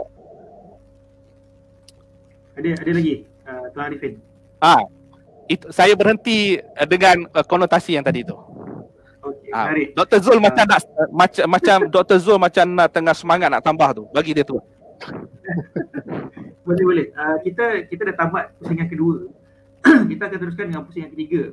Pusing yang ketiga ni kita akan buka soalan kepada warganet, sahabat kita, penonton yang menonton forum kita pada malam ini. Boleh tanya soalan, santai saja. Walaupun tokoh-tokoh kita ini mungkin orang kata ada latar belakang akademik yang pekat, tapi tuan-tuan boleh bertanya soalan yang santai saja, insya-Allah. Kita terbukalah dalam ABIM ni, tak ada kata orang kalau tanya soalan tu kena soalan yang level tinggi ke, tidak. Tuan-tuan boleh tanya soalan supaya kita boleh sama-sama kongsi ilmu, insya-Allah. Kalau boleh saya pergi kepada Dr. Zul dulu. Soalan daripada sahabat kita Zafrullah Haris, sebelum kita bawa kepada soalan yang lain pula. Soalannya, Doktor, bagaimana untuk mengimbangi idea pemutuhan negara bangsa ini dengan situasi sosial negara yang kadang-kadang dilihat bersifat retorik saja? Terima kasih. Hebat soalan. Itu memang khas untuk Zul tu, tak apa. Hebat soalan. Zul dengan Dr. Asyah, dua orang boleh jawab. InsyaAllah. Sila, Dr. Zul. Okay, terima kasih kepada Zakrullah tentang soalan mengimbangi idea bangsa Malaysia. Mungkin terima kasih. Okey, melihat kepada persoalan dan juga diskurs tentang bangsa Malaysia ini, mungkin ada beberapa naratif dan juga pandangan yang melihatnya bersifat idealistik, yang bersifat retorik dan sebagainya. Namun saya ingin membuka dimensi yang boleh mengabasahinya ataupun memberikan pengiktirafan ataupun kita mengiktiraf bahawa konsep bangsa Malaysia itu merupakan satu konsep yang logik, yang realistik dan bukan idealistik. Dan malahan sebenarnya kalau tuan-tuan baca buku terkini ditulis oleh Farid Zakaria, 10 Lessons for the Post-Pandemic World, dalam satu bab tu dia mengatakan bahawa selepas the post-pandemic world ni telah membuktikan bahawa the best realist is idealist. The idealist is the best realist. Maknanya, bahawa kalau kita bersikap idealistik, sebenarnya adalah the best realist. Jadi berbicara tentang konsep bangsa Malaysia, apa yang paling penting adalah kita melihat dari dimensi yang bagaimana. Sekiranya kita lihat dari satu dimensi yang bersifat keagamaan, yang bersifat akidah, yang bersifat teologi, maka ianya sudah pasti akan menimbulkan pelbagai persoalan. Tetapi sekiranya kita lihat dari sudut angle dimensi yang berbeza, dimensi siasatan ataupun dimensi politik, maka ianya menjadi salah satu, ini merupakan telah diamalkan oleh Rasulullah SAW. Inilah dikatakan bagaimana di dalam ketika dia piagam Madinah itu, bahawa apabila Rasulullah SAW menginisiatifkan piagam Madinah itu, mengiktiraf kepelbagaian, maka kita lihat bahawa piagam Madinah itu merupakan salah satu daripada konsep kepelbagaian persetujuan dalam bentuk siasatan ataupun bentuk yang juga yang bentuk politik. Maka kita mengiktiraf bahawa bagaimana dalam piagam Madinah itu menunjukkan bahawa innahum ummatun wahidah min dunin nas wa inna yahuda bani auf ummatun ma'al mu'minin. Maknanya apabila melihat kepada ummah itu, ada konotasi ummah itu, siasatannya dari segi politik, siasahnya itu melihat bahawa Islam itu mengiktiraf kita. Dan dalam konteks yang lain, bagaimana kita mengimbangi itu adalah kita lihat bahawa di dalam konsep ukhuwah itu sendiri, konsep ukhuwah, bahawa kita seringkali berbicara tentang konsep ukhuwah al-Islamiyah, yang itu berdasarkan kepada akidah, kepada tauhid yang menjadikan kita bersaudara, dan kita mempunyai hak dan juga mempunyai tanggungjawab untuk menunaikan hak dan menunaikan tanggungjawab kita terhadap saudara kita se-Islam. Tetapi dalam aspek yang lain, dimensi yang lain, bahawa kita juga mempunyai persaudaraan yang lain yang dianggap sebagai al-ukhuwah al-insaniyah, iaitu persaudaraan sesama manusia. Bagaimana Allah SWT mengiktiraf kita sebagai manusia, dan banyak di dalam Al-Quran yang menyentuh tentang muamalat kita sesama manusia, walaupun ianya bukan orang Islam, tetapi ukhuwah kita dengan sesama manusia, al-ukhuwah al-insaniyah, al-huquq al-insaniyah, hak-hak kemanusiaan. Okey, dan dalam konteks bangsa Malaysia yang paling dekat itu yang diperkenal, yang dipopularkan oleh ramai ulama, iaitu yang konsep al-muwatinun ataupun dipanggil fiqhul muwatanah, di mana kita mengiktiraf ukhuwah insaniyah, ukhuwah sesama manusia, dan juga ukhuwah sesama negara, sesama seruaga negara, ukhuwah al-muwatanah. Maka ini merupakan konsep yang sebenarnya sangat dekat untuk kita imbangi dalam konsep bangsa Malaysia. Dan dalam dimensi yang lain juga, kita perlu melihat bagaimana dinamika konsep tentang pemahaman kita terhadap konteks negara. Apabila kebanyakan perbincangan yang dibuat oleh ulama, yang dibuat oleh para ulama terdahulu, mereka membuat ijtihad dalam konteks Darul Islam, dalam konteks adanya khalifah Islam, adanya konteks khalifah, dan dalam konteks hari ini kita bicara tentang nation state, iaitu dalam konteks negara bangsa. Maka perlulah ada dimensi lain yang perlu menginterpretasi baru tentang konsep negara itu sendiri. Itu yang dikatakan sebahagia bahawa konsep negara Islam itu perlu dirujuk semula. Dan ada banyak ulama yang membicarakan tentang konsep negara Islam ini, dan memberikan akhirnya kita lihat bagaimana Profesor Jasir Auda, Profesor Tarun Ramadan dan ramai lagi yang membicarakan bahawa konsep negara yang dipanggil negara madani ataupun civil state. Dan ini konsep negara civil state ini juga akan mengiktiraf tentang konsep negara bangsa ataupun bangsa Malaysia. Dan yang akhir sekali mungkin saya nak ceritakan bahawa dalam konteks negara juga pada hari ini ataupun dalam konteks dar itu, bahawa kita perlu melihat bagaimana konsep ummah itu, konsep ummah. Apabila kita berbicara tentang konsep ummah, mungkin kita ada ummah from aqidatan, daripada tauhidnya itu ummah Islam. Tetapi from siasatan, ummah itu mungkin melihat kepada warga negara, mungkin melihat kepada warga dunia. Maka kita perlu melihat bahawa ummah yang ada padanya adalah ummah al-asalib, ataupun kita sebagai adalah ummah ad-da'wah ataupun ummah al-asalib, ataupun sebagai ummah yang menunjukkan contoh dan juga memberikan dakwah kepada Islam. Ini bagaimana kita menggunakan konsep-konsep yang segar, yang ada di dalam Al-Quran, yang konsisten, yang dibawa mesejnya oleh Rasulullah SAW, yang sebenarnya inilah menjadi pencetus kepada konsep universal ataupun konsep kesejagatan rahmatan lil alamin yang dibawa oleh Islam, iaitu melihat bahawa Islam membawa kerahmatan dan mengiktiraf konteks bangsa Malaysia itu melihat dari aspek siasatan, aspek politiknya. Bahkan saya mengatakan bahawa bagaimana dalam kisah Hilful Al-Fudul, dengan kisah Hilful Al-Fudul, ketika belum lagi Islam, belum ramai lagi Islam, maka apabila pedagang dari Yaman ingin berdagang di Mekah dan pedagang Quraisy banyak kali menipu orang Yaman ini, dan akhirnya mereka telah menubuhkan satu majlis dia panggil Hilful Fudul.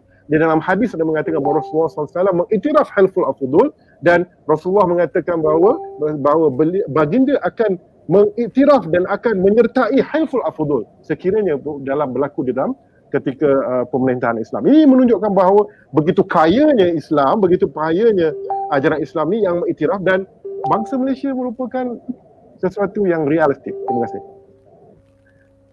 Alhamdulillah, ni saya fikir jawapan ni kalau saudara Zafrullah kata tak cukup, boleh PM tepi lah.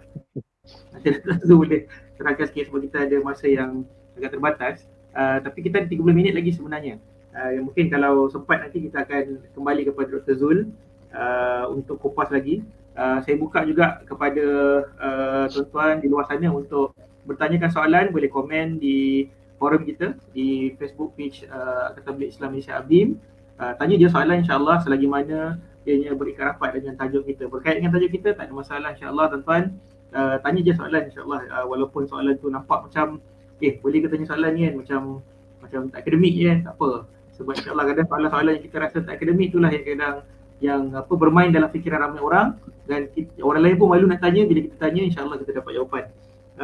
Mungkin saya boleh pergi kepada Prof. Dr. Arsyah dulu berkenaan dengan alam sekitar lah, Doktor.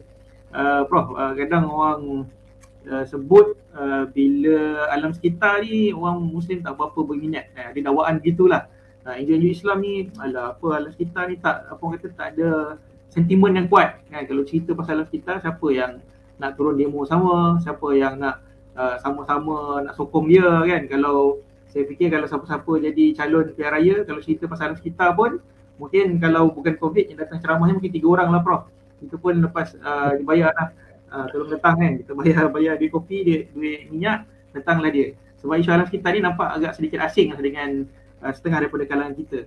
Tapi gerakan ini sudah digerakkan oleh ABIM semenjak sekian lama dan baru-baru ni kita juga ada aktivis-aktivis alam sekitar kita dalam grup alam sekitar ABIM, GRAS, yang sama-sama juga berjuang bersama dengan ABIM Pusat untuk membicarakan soal perubahan iklim, Prof. Dr. Arsyah. Malangnya hari ini yang bicara soal perubahan iklim, soal alam sekitar ini tokoh-tokohnya non-Muslim yang dipandang masyarakat. Google saja nama Gita Thunberg, anak kecil umur baru belasan tahun, sudah ada pengikut seramai bilion orang. Jadi bayangkan, kita bicara mungkin berdegar-degar, yang dengar mungkin ribuan saja ya Prof. Tapi bila anak Sweden ini bicara, duduk saja di depan Parlimen Sweden dan sebagainya, menjadi fenomena di Twitter dan banyak lagi platform media sosial yang lain dan mendapat perhatian ramai. Pastinya ada faktor-faktor yang lain di situ, ada motif macam Dr. sebut pada peringkat awal. Tapi balik pada soal bangsa Malaysia, soal umat Islam, bagaimana soal kepedulian bersama untuk perjuangan lestari ni, Sustainable Development Goal, soal pembangunan mapan, soal perubahan iklim, sejauh mana pentingnya untuk kita peka dan cakna terhadap isu alam sekitar. Mungkin Prof. Arsyah boleh kembangkan, insyaAllah. Baik, terima kasih Cik Din. Dan saya juga mengaku saya bukan pakar alam sekitar. Itu kena buat disclaimer awal-awal ya Dr. Zul. Nanti ada pula orang yang saman saya sebab salah info. Baik, terima kasih. Kita kena balik kepada basic lah. Basic. Ya. Sebagai ahli gerakan kita, saya flashback lagi apa yang saya belajar dulu. Kalau di Sabah dibilang dulu maknanya lama sangat lah tu. Kalau panjang dia punya tu. Dulu. Di mana kita belajar bahawa kita adalah khalifatun fil ard. kita adalah khalifah di muka bumi ini. Yang asalnya gunung pun tak sanggup terima, apa yang pokok-pokok semua, gunung ganang semua tidak sanggup terima, tetapi kita manusia yang kecil ini yang dijadikan dari tanah ini sanggup untuk menerima tanggung jawab sebagai khalifah di muka bumi ini. Jadi bila sanggup, sekarang kena jalankan. Kita tak boleh kata bukan saya dulu yang sanggup tuh. Itu orang lain yang sanggup, saya tidak. Tetapi bila kita mengaku bahawa kita adalah manusia yang dilahirkan ke muka bumi ini dengan misi untuk menjaga dunia, misi untuk menjaga alam sekitar, maka kita perlu lakukan semua ini. Jadi kalau kita kaitkan dengan perubahan iklim, ya, bila sebut perubahan iklim kita akan berfikir tentang gas emission, karbon monoksida, kita berfikir tentang pemanasan bumi, kita berfikir tentang air laut yang semakin naik, kita berfikir tentang tanah runtuh, kita berfikir tentang gempa bumi, kita berfikir tentang perkara-perkara itu. Ya, itu semua adalah perkara-perkara yang memang di luar kawal kita sebahagiannya, ya, sesuatu yang di luar kawal kita. Kita tidak boleh mengawal gempa bumi daripada berlaku. Ya, di Sabah sendiri kami terkejut dengan peristiwa 2015 bila gempa bumi tiba-tiba melanda Gunung Kinabalu dan menyebabkan kematian. Ini adalah perkara yang di luar kawal kita. Tapi ada juga perkara yang berkait dengan alam sekitar ini adalah hasil daripada kerja-kerja kita manusia. Kita yang melakukannya. Kenapa orang tu mati? Oh, sebab dia tertimbus lumpur. Kenapa ditimbus lumpur? Sebab tanah runtuh. Kenapa tanah runtuh? Sebab saliran tak baik. Saliran tak baik sebab pembalakan. Jadi akhirnya dia akan kembali kepada kita yang tadi mengaku sebagai khalifah di muka bumi ini. Jadi maknanya kita tidak boleh lari daripada basic itu. Kita adalah pengawal, kita adalah pengurus kepada alam yang diamanahkan oleh Allah kepada kita. Jadi berkait dengan alam sekitar ini banyak kematian berlaku, banyak kesengsaraan yang berlaku disebabkan, dan dalam Quran pun sendiri dikatakan bahawa kebinasaan itu adalah hasil daripada perbuatan kita sendiri manusia. Maknanya puncanya adalah kita. Kita yang menyebabkan planet kita semakin penat, kitalah yang menyebabkan bumi kita ini semakin uzur, kitalah punca kepada apa yang dialami oleh bumi kita. Jadi kita perlu kaitkan kepada fungsi kita sebagai khalifah di muka bumi ini. Ya, kita belajar tentang maqasid syariah. Kita belajar tentang 5 perkara yang dilindungi. Kita melindungi nyawa, kita melindungi harta, kita melindungi keturunan, kita melindungi, ada 2 lagi. Maknanya alam sekitar ini adalah salah satu daripada perkara yang kita tidak boleh ketepikan. Kalau kita keluar misalnya, kita tengoklah orang tebang pokok misalnya. Apa yang perlu kita lakukan? Ya? Kita tengok orang korek tanah misalnya. Apa peranan yang harus kita lakukan? Adakah kita kata, oh ini kerja PBT, ini kerja kementerian sekian-sekian? Memang tugas mereka, tetapi kita sebagai khalifah tadi kita rasakan bahawa kita juga mempunyai peranan. Ya, kita kena bawa konsep rahmah itu. Ya, ini juga tagline kita, rahmatan lil alamin, itu kepada seluruh alam. Tak kiralah sama ada dia tu makhluk, dia tu pokok, dia tu batu, dia tu sungai ataupun apa sahaja. Sebab bila kita salah mengurus segala persekitaran kita, maka kesan negatifnya, kesan buruknya juga akan kita wariskan kepada anak cucu kita kemudian hari. Ya, walaupun kita rasa bahawa bumi kita ni memang tidak lama lagi. Ya. Kita mendengar ya ceramah-ceramah ustaz-ustaz dia kata, oh umur bumi ini tidak lama lagi, mungkin 40, mungkin 50 tahun. Tapi kita juga dipesan bahawa, kenapa Dr. Zul tersenyum? Kita dipesan bahawa bekerjalah kamu bersungguh-sungguh seolah-olah kamu akan hidup selama-lamanya. Maknanya pasal kiamat itu kerja Allah.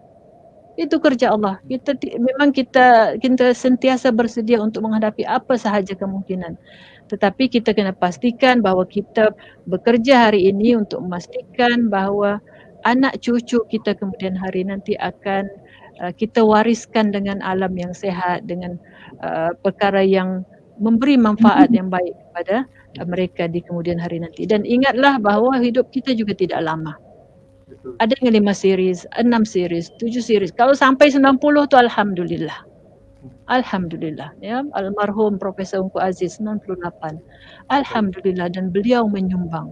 Tapi kita belum tahu. Mungkin kita akan pergi esok, mungkin kita akan pergi lusa. Jadi apa yang akan kita tinggalkan untuk anak cucu kita. Jadi sebahagiannya adalah berkait dengan tindakan dan pengurusan kita terhadap alam sekitar, terhadap alam yang kita duduki sekarang ini. Wallahu alam, Cik Din. Terima kasih. Terima kasih Profesor Dr. Asyiah. Saya fikir menarik.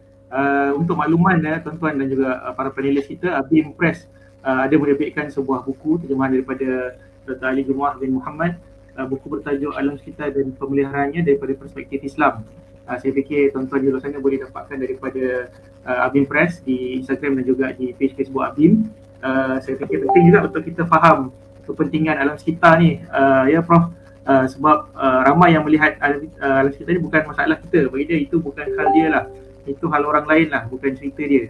Tapi bila na'udzubillah berlaku bencana alam macam Prof sebut tadi di sebuah negeri yang cukup aman, damai dan indah macam Sabah, tengok sampai gunung Kinabalu, mercunya boleh jadi berbeza ya, sebab ditakdirkan Allah, kuasa Allah itu.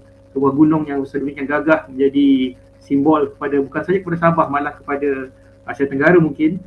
Tapi bila berlaku bencana alam yang mungkin sebahagian besarnya berakar tunjangkan daripada perbuatan manusia juga, menyebabkan sedemikian teruk berlaku di Sabah yang begitu. Saya fikir ini perlu sama-sama kita perhatikan. Bukan saja soal alam sekitar, soal OKU, orang kelainan upaya, kita perlu juga ambil tahu sebagai gerakan Islam ya Prof. Saya fikir ini antara perkara yang mesti kita ambil perhatian. Saya masih menunggu soalan daripada para pendengar kita kalau ada, para penonton kita. Mungkin saya boleh lompat dulu kepada Tuan Arifin. Lain pula sedikit, masih lagi dalam kerangka tajuk kita tentang harapan buat pemuda Islam dalam memainkan peranan menggerakkan kebangkitan umat Islam dalam era yang penuh mencabar ini. Sekarang ni Tuan Arifin, orang kalau tahun lepas kita baru bincang soal IR Industrial Revolution, Revolusi Industri 4.0. Kita baru nak hadam, dah keluar pula istilah post-truth macam-macam lah kan. Jadi dalam ledakan dunia hari ini, kalau dulu kita baca surat khabar, kemudian datang pula Google, internet dan sebagainya, datang pula kemudiannya Twitter, maknanya berita itu makin laju. Kalau dulu nak tunggu beberapa jam keluar televisyen, sekarang di Twitter mungkin 2 jam sekali dah update macam-macam cerita. Donald Trump antara yang rajin update di Twitter walaupun banyak yang merepek lah ya. Mungkin saya punya pandangan begitu lah. Sekarang ada pula Tuan Arifin, TikTok dan sebagainya yang mungkin asing bukan saja kepada generasi atas 40-an, malah kepada saya sendiri. Mungkin TikTok tu tidak mesra sebab saya tak ada TikTok malangnya.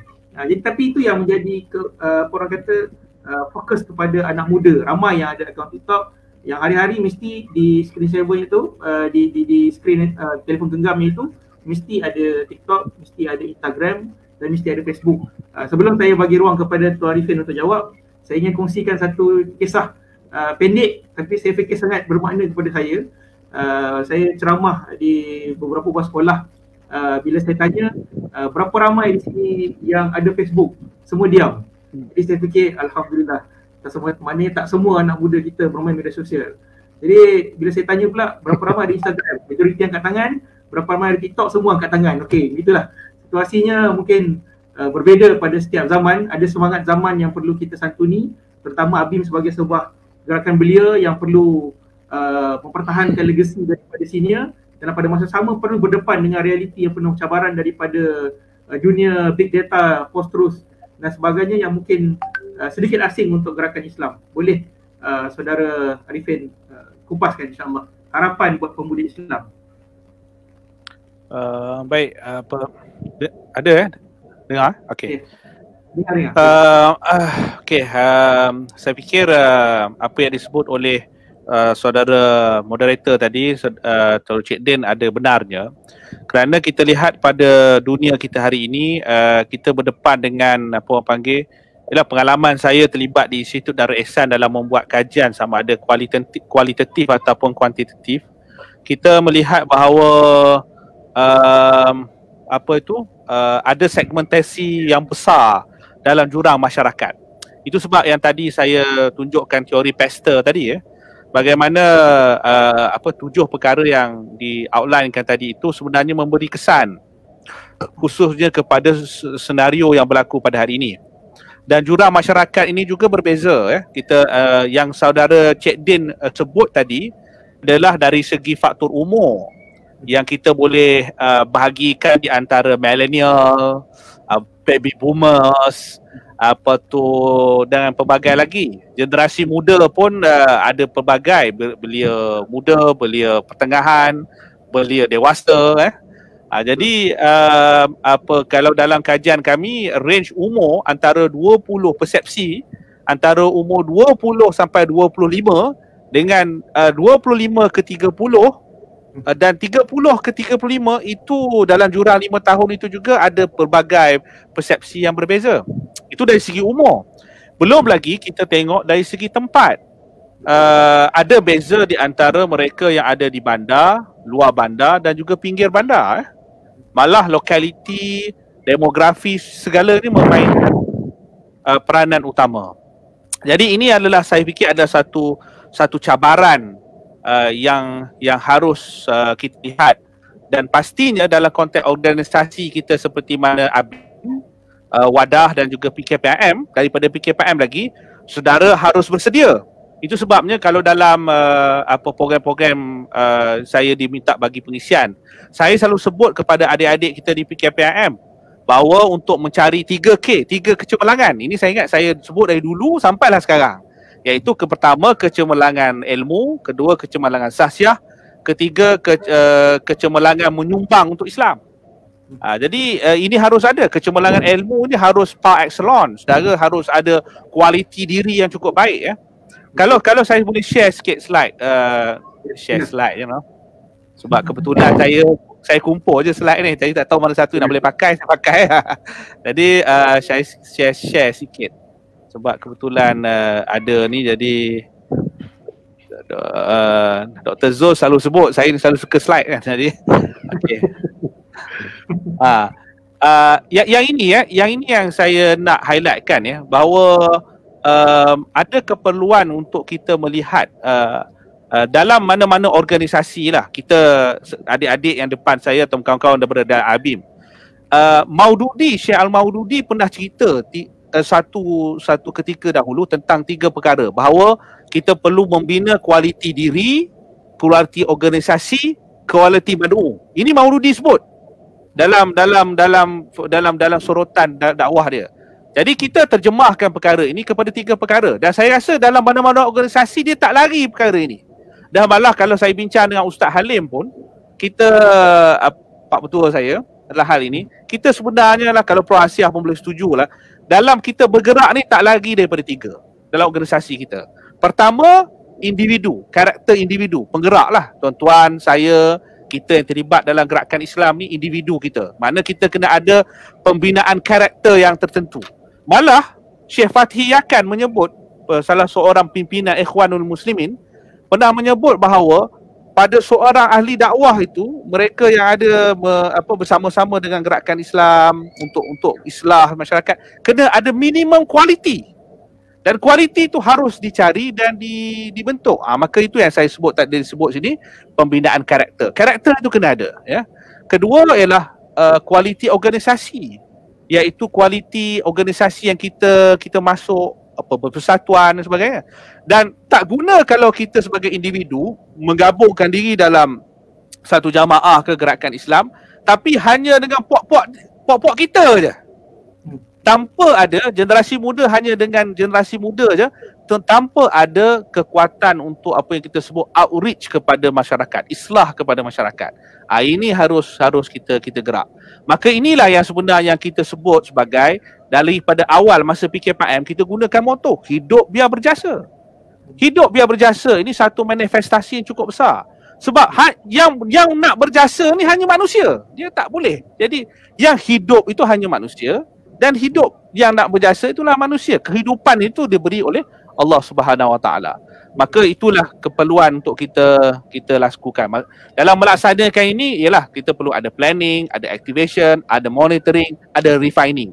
Kadang-kadang kita buat je tanpa ada monitoring dan juga planning sebagainya.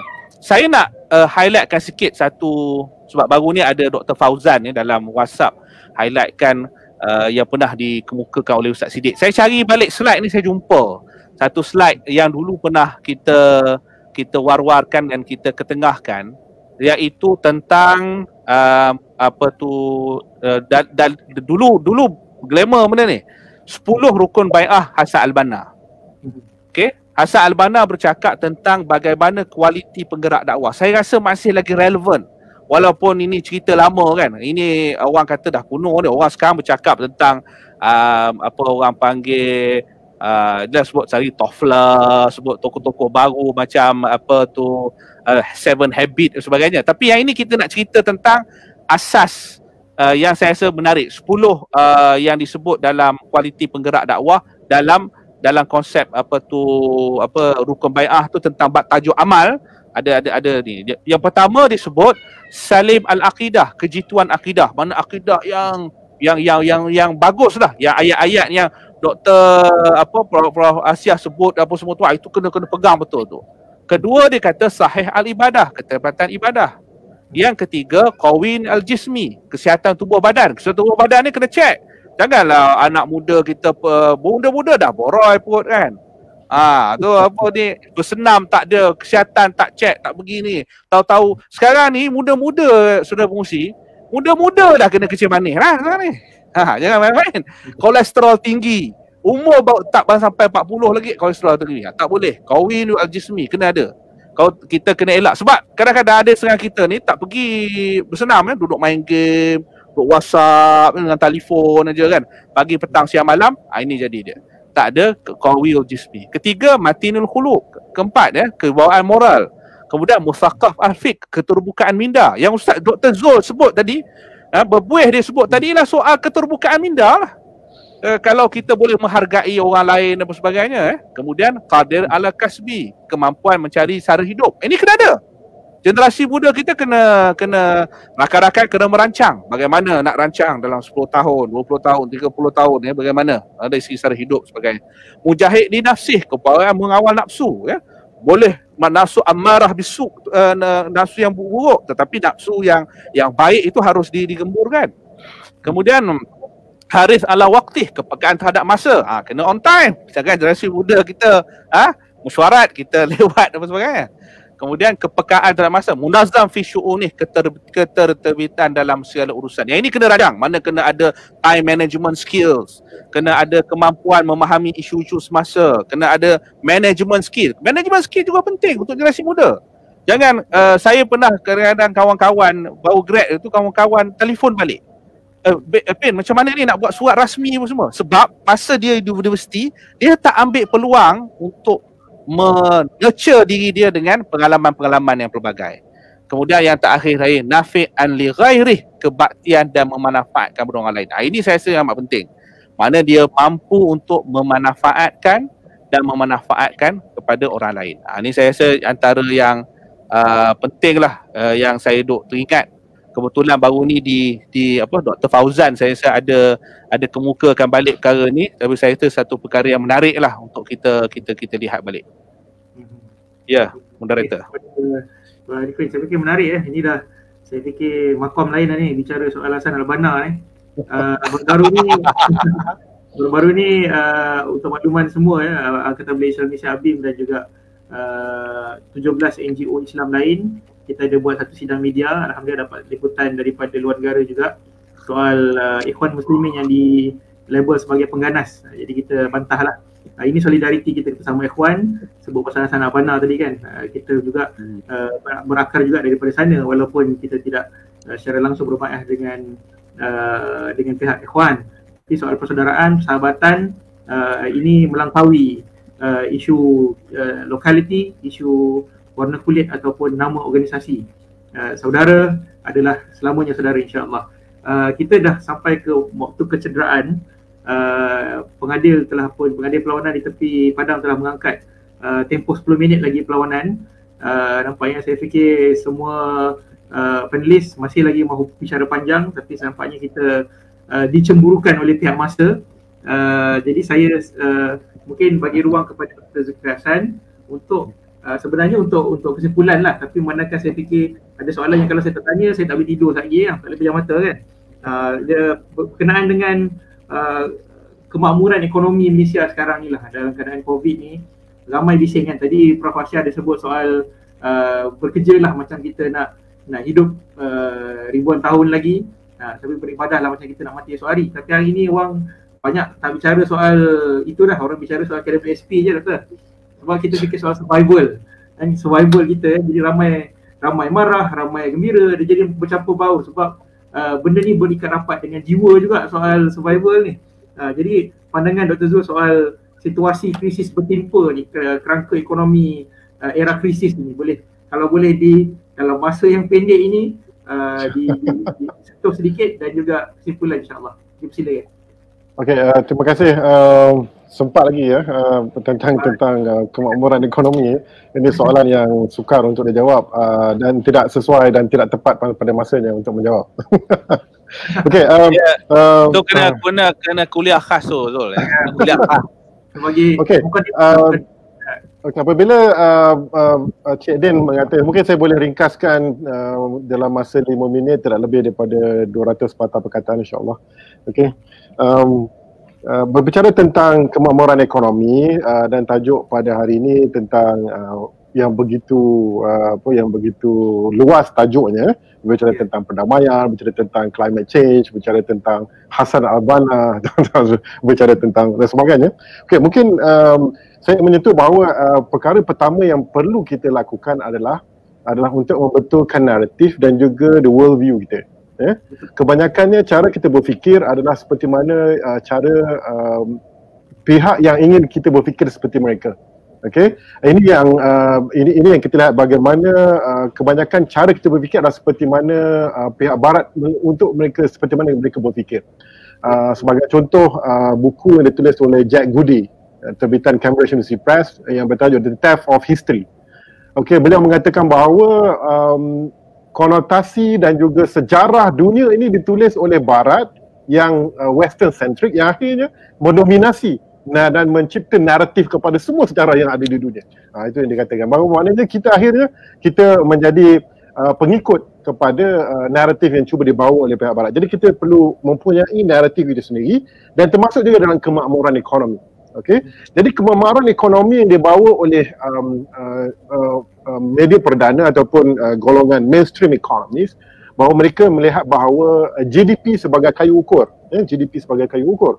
Sedangkan sekarang ini kita melihat bagaimana ada global movement of well-being dan juga melihat bagaimana ekonomi manusiawi dengan ekonomi dan sebagainya. Jadi dalam konteks hari ini, kalau kita lihat umumnya pandemik ataupun COVID-19 ini telah mempengaruhi dan telah menyebabkan dunia ada sehingga kan sudah mendeklar, membuat perbicaraan sudah masuk ke dalam recession ataupun recession. Beberapa negara sudah pun declare mereka telah pun masuk recession. Tetapi kalau kita lihat analisis yang ada, kalau kita lihat analisis dikeluarkan oleh Moody's, oleh Standard & Poor's, Fitch dan sebagainya, kita melihat bahawa setengah sektor ekonomi memang dilanda begitu teruk, tetapi satu sektor lagi dia menuai. Okey, maknanya walaupun pandemik ini membuka ruang mencipta pelbagai krisis, tetapi sebenarnya ia mencipta peluang baru. Maka sudah sepastinya umat Islam perlu melihat dalam bentuk yang positif bagaimana untuk mencari peluang-peluang yang ada dicipta melalui pandemik. Jadi kemakmuran ekonomi ini, walaupun pandemik ini akan berterusan, tetapi ianya akan mencipta satu peluang yang pelbagai dan akhirnya akan mencetuskan satu transformation yang berlaku secara keseluruhan. Jadi secara kesimpulannya, apa yang saya katakan di sini bahawa walaupun meskipun pandemik ataupun COVID-19 ini membawa pelbagai kesan yang signifikan kepada ekonomi yang bakal menggugat kemakmuran ekonomi pelbagai negara termasuk Malaysia, yang kita lihat bagaimana penurunan penarafan kepada Malaysia termasuk Petronas kepada BBB+ dan juga kepada Malaysia. Tetapi umumnya kita melihat bahawa ianya akan sekiranya kita dapat menyusun semula perancangan ekonomi dengan kerajaan yang bernas yang dapat menanganinya, maka kita mungkin akan dapat mendahului. Dan ini yang berlaku di negara China, bagaimana seluruh dunia pada hari ini berlaku dalam negatif dari segi growth, tetapi China sejak daripada awal tahun lagi sudah pun menikmati positive growth. Satu-satunya negara di dunia yang menikmati positive growth, perkembangan ekonomi yang positif. Jadi itu yang saya katakan, dan saya rumuskan secara umum tajuk pada hari ini. Apa yang saya nyatakan bahawa dalam konteks dunia pada hari ini, apa yang paling penting dalam menangani perkembangan trend emerging issues yang ada, apa yang paling penting pada kita sebenarnya adalah untuk memastikan bahawa kita memperkukuhkan pemahaman kita terhadap agama, terhadap worldview kita, dan juga bagaimanakah kita untuk respons kepada dunia. Jadi kalau kita rujuk kepada beberapa risalah ataupun buku-buku yang menceritakan tentang pentingnya kita mempersiapkan generasi untuk mendepani masa hadapan ini, maka kita perlu memperkukuhkan faham agama, faham budaya, faham bahasa, faham kebebasan, faham akal, faham dan sebagainya, dan juga kita faham kepada dinamika dunia. Jadi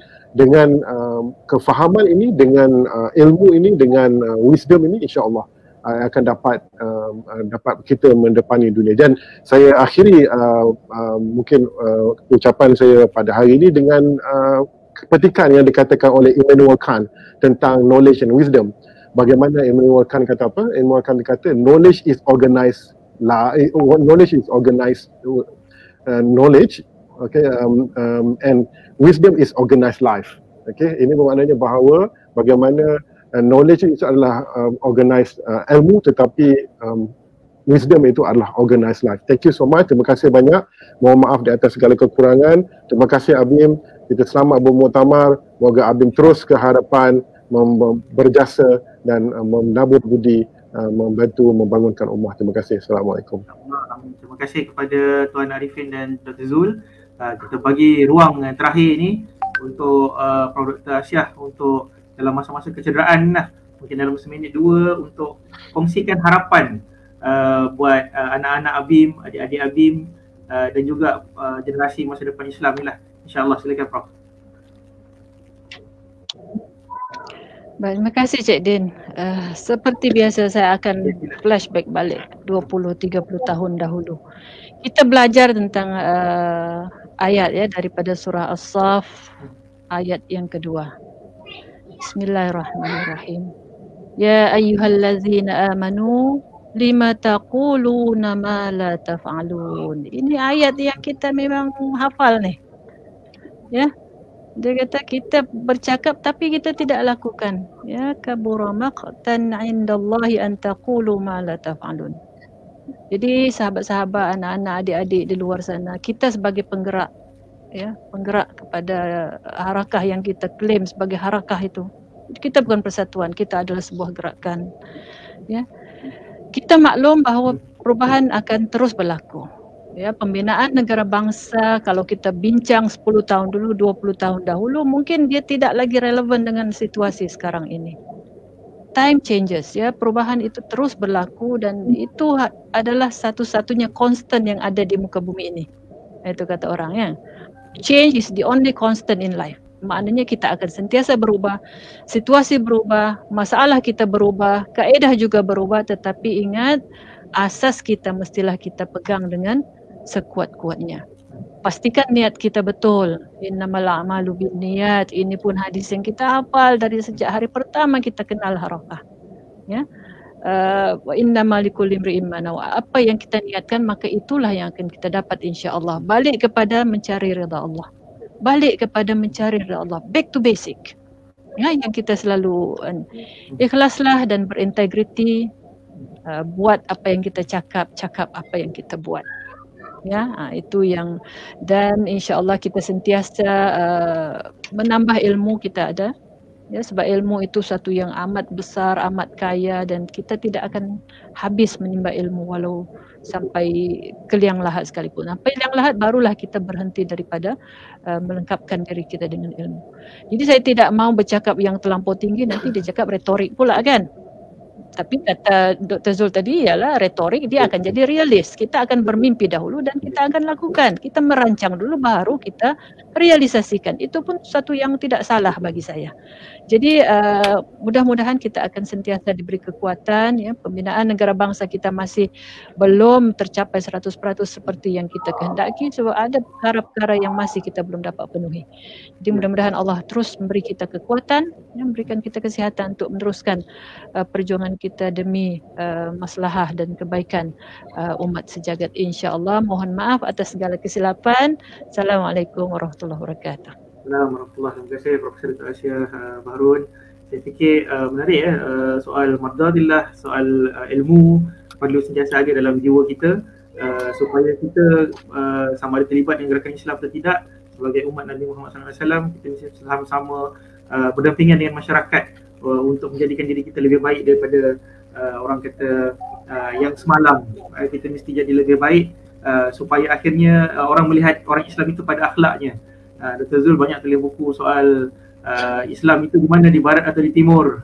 Pada akhirnya orang melihat pada pelaksanaannya itu. Sebab itu kadang ada yang marah bila ada yang mengatakan New Zealand dengan Sweden itu dilihat lebih Islam daripada setengah negara Islam. Ramai yang marah. Tapi akhirnya kita sebenarnya perlu zahirkan dengan tindakan, dengan akhlak, dan itulah yang diajar oleh Nabi Muhammad SAW. Buktikan, kan? Maksudnya of course kita boleh bicara, of course kita boleh menyampaikan, tapi kita juga mesti melaksanakan, insya-Allah. Ini juga yang dilaksanakan oleh sini-sini Abim dari dulu. Kalau tidak akan terhasillah Taman Asuhan Kanak-kanak Islam. Daripada idea juga asalnya ya Prof, daripada retorik juga terhasilnya Sekolah Menengah Islam Abim, Sekolah Rendah Islam Abim, Yayasan Anda Akademik di seluruh negara, berceracak tumbuhnya macam cendawan lepas hujan. Hari ini kita dapat lihat banyak tinggalan legasi-legasi daripada sini-sini Abim, semuanya berakar daripada mimpi yang menimbulkan harapan, dan akhirnya harapan itu juga yang melahirkan tokoh-tokoh yang kemudian memimpin masyarakat yang asalnya dia sendiri dipimpin dan dia sendiri memerlukan sokongan. Harapan diberikan, alhamdulillah hari ini ramai yang berjaya daripada Yayasan Anda Akademik, daripada Sekolah Abim. Baru-baru ni saya pergi ke perjumpaan alumni Yayasan Anda Akademik. Saya fikir ramai yang saya jumpa tu ada Tan Sri sudah, tapi asalnya mungkin gagal SPM, masa tu ada nama-nama MC dan sebagainya. Ya, harapan inilah perlu kita bawa dan bugar, bahawasanya kita selaku gerakan Islam tidak boleh terasing daripada masyarakat. Mesti senantiasa membumi, merakyat dan sentiasa mendampingi masyarakat, insya-Allah. Abim selaku gerakan ilmu dan bakti selama 49 tahun tertubuhnya ia, daripada aktivis-aktivis PKPM juga, Persatuan Kebangsaan Islam Setanah Melayu, kemudiannya Persatuan Kebangsaan Islam Pelajar Islam Malaysia, banyak sudah mencurah bakti dan jasanya. Dan hari ini kita akan menyambut ke arah separuh abad Abim 50 tahun kalau panjang umur, insya-Allah. Saya ucapkan terima kasih kepada ketiga-tiga panelis kita. Esok saya jemput, saya undang untuk sama-sama tonton muktamar kita. InsyaAllah kita siarkan secara langsung di Facebook, di Wab TV, atau ada bos Wab TV pun ada sebagai panelis kita. InsyaAllah tuan-tuan, terima kasih banyak-banyak. Saya akhiri dengan pantun. Kalau nak jawab boleh on balik mic, tolong teknikal kita. Guru berdengung hujan tak jadi, gegarnya menggerutuk menyentap hati. Semoga kita bertemu lagi di forum yang lain lagi. Terima kasih. Wabillahi taufiq wal hidayah. Wassalamualaikum warahmatullahi wabarakatuh. Salam.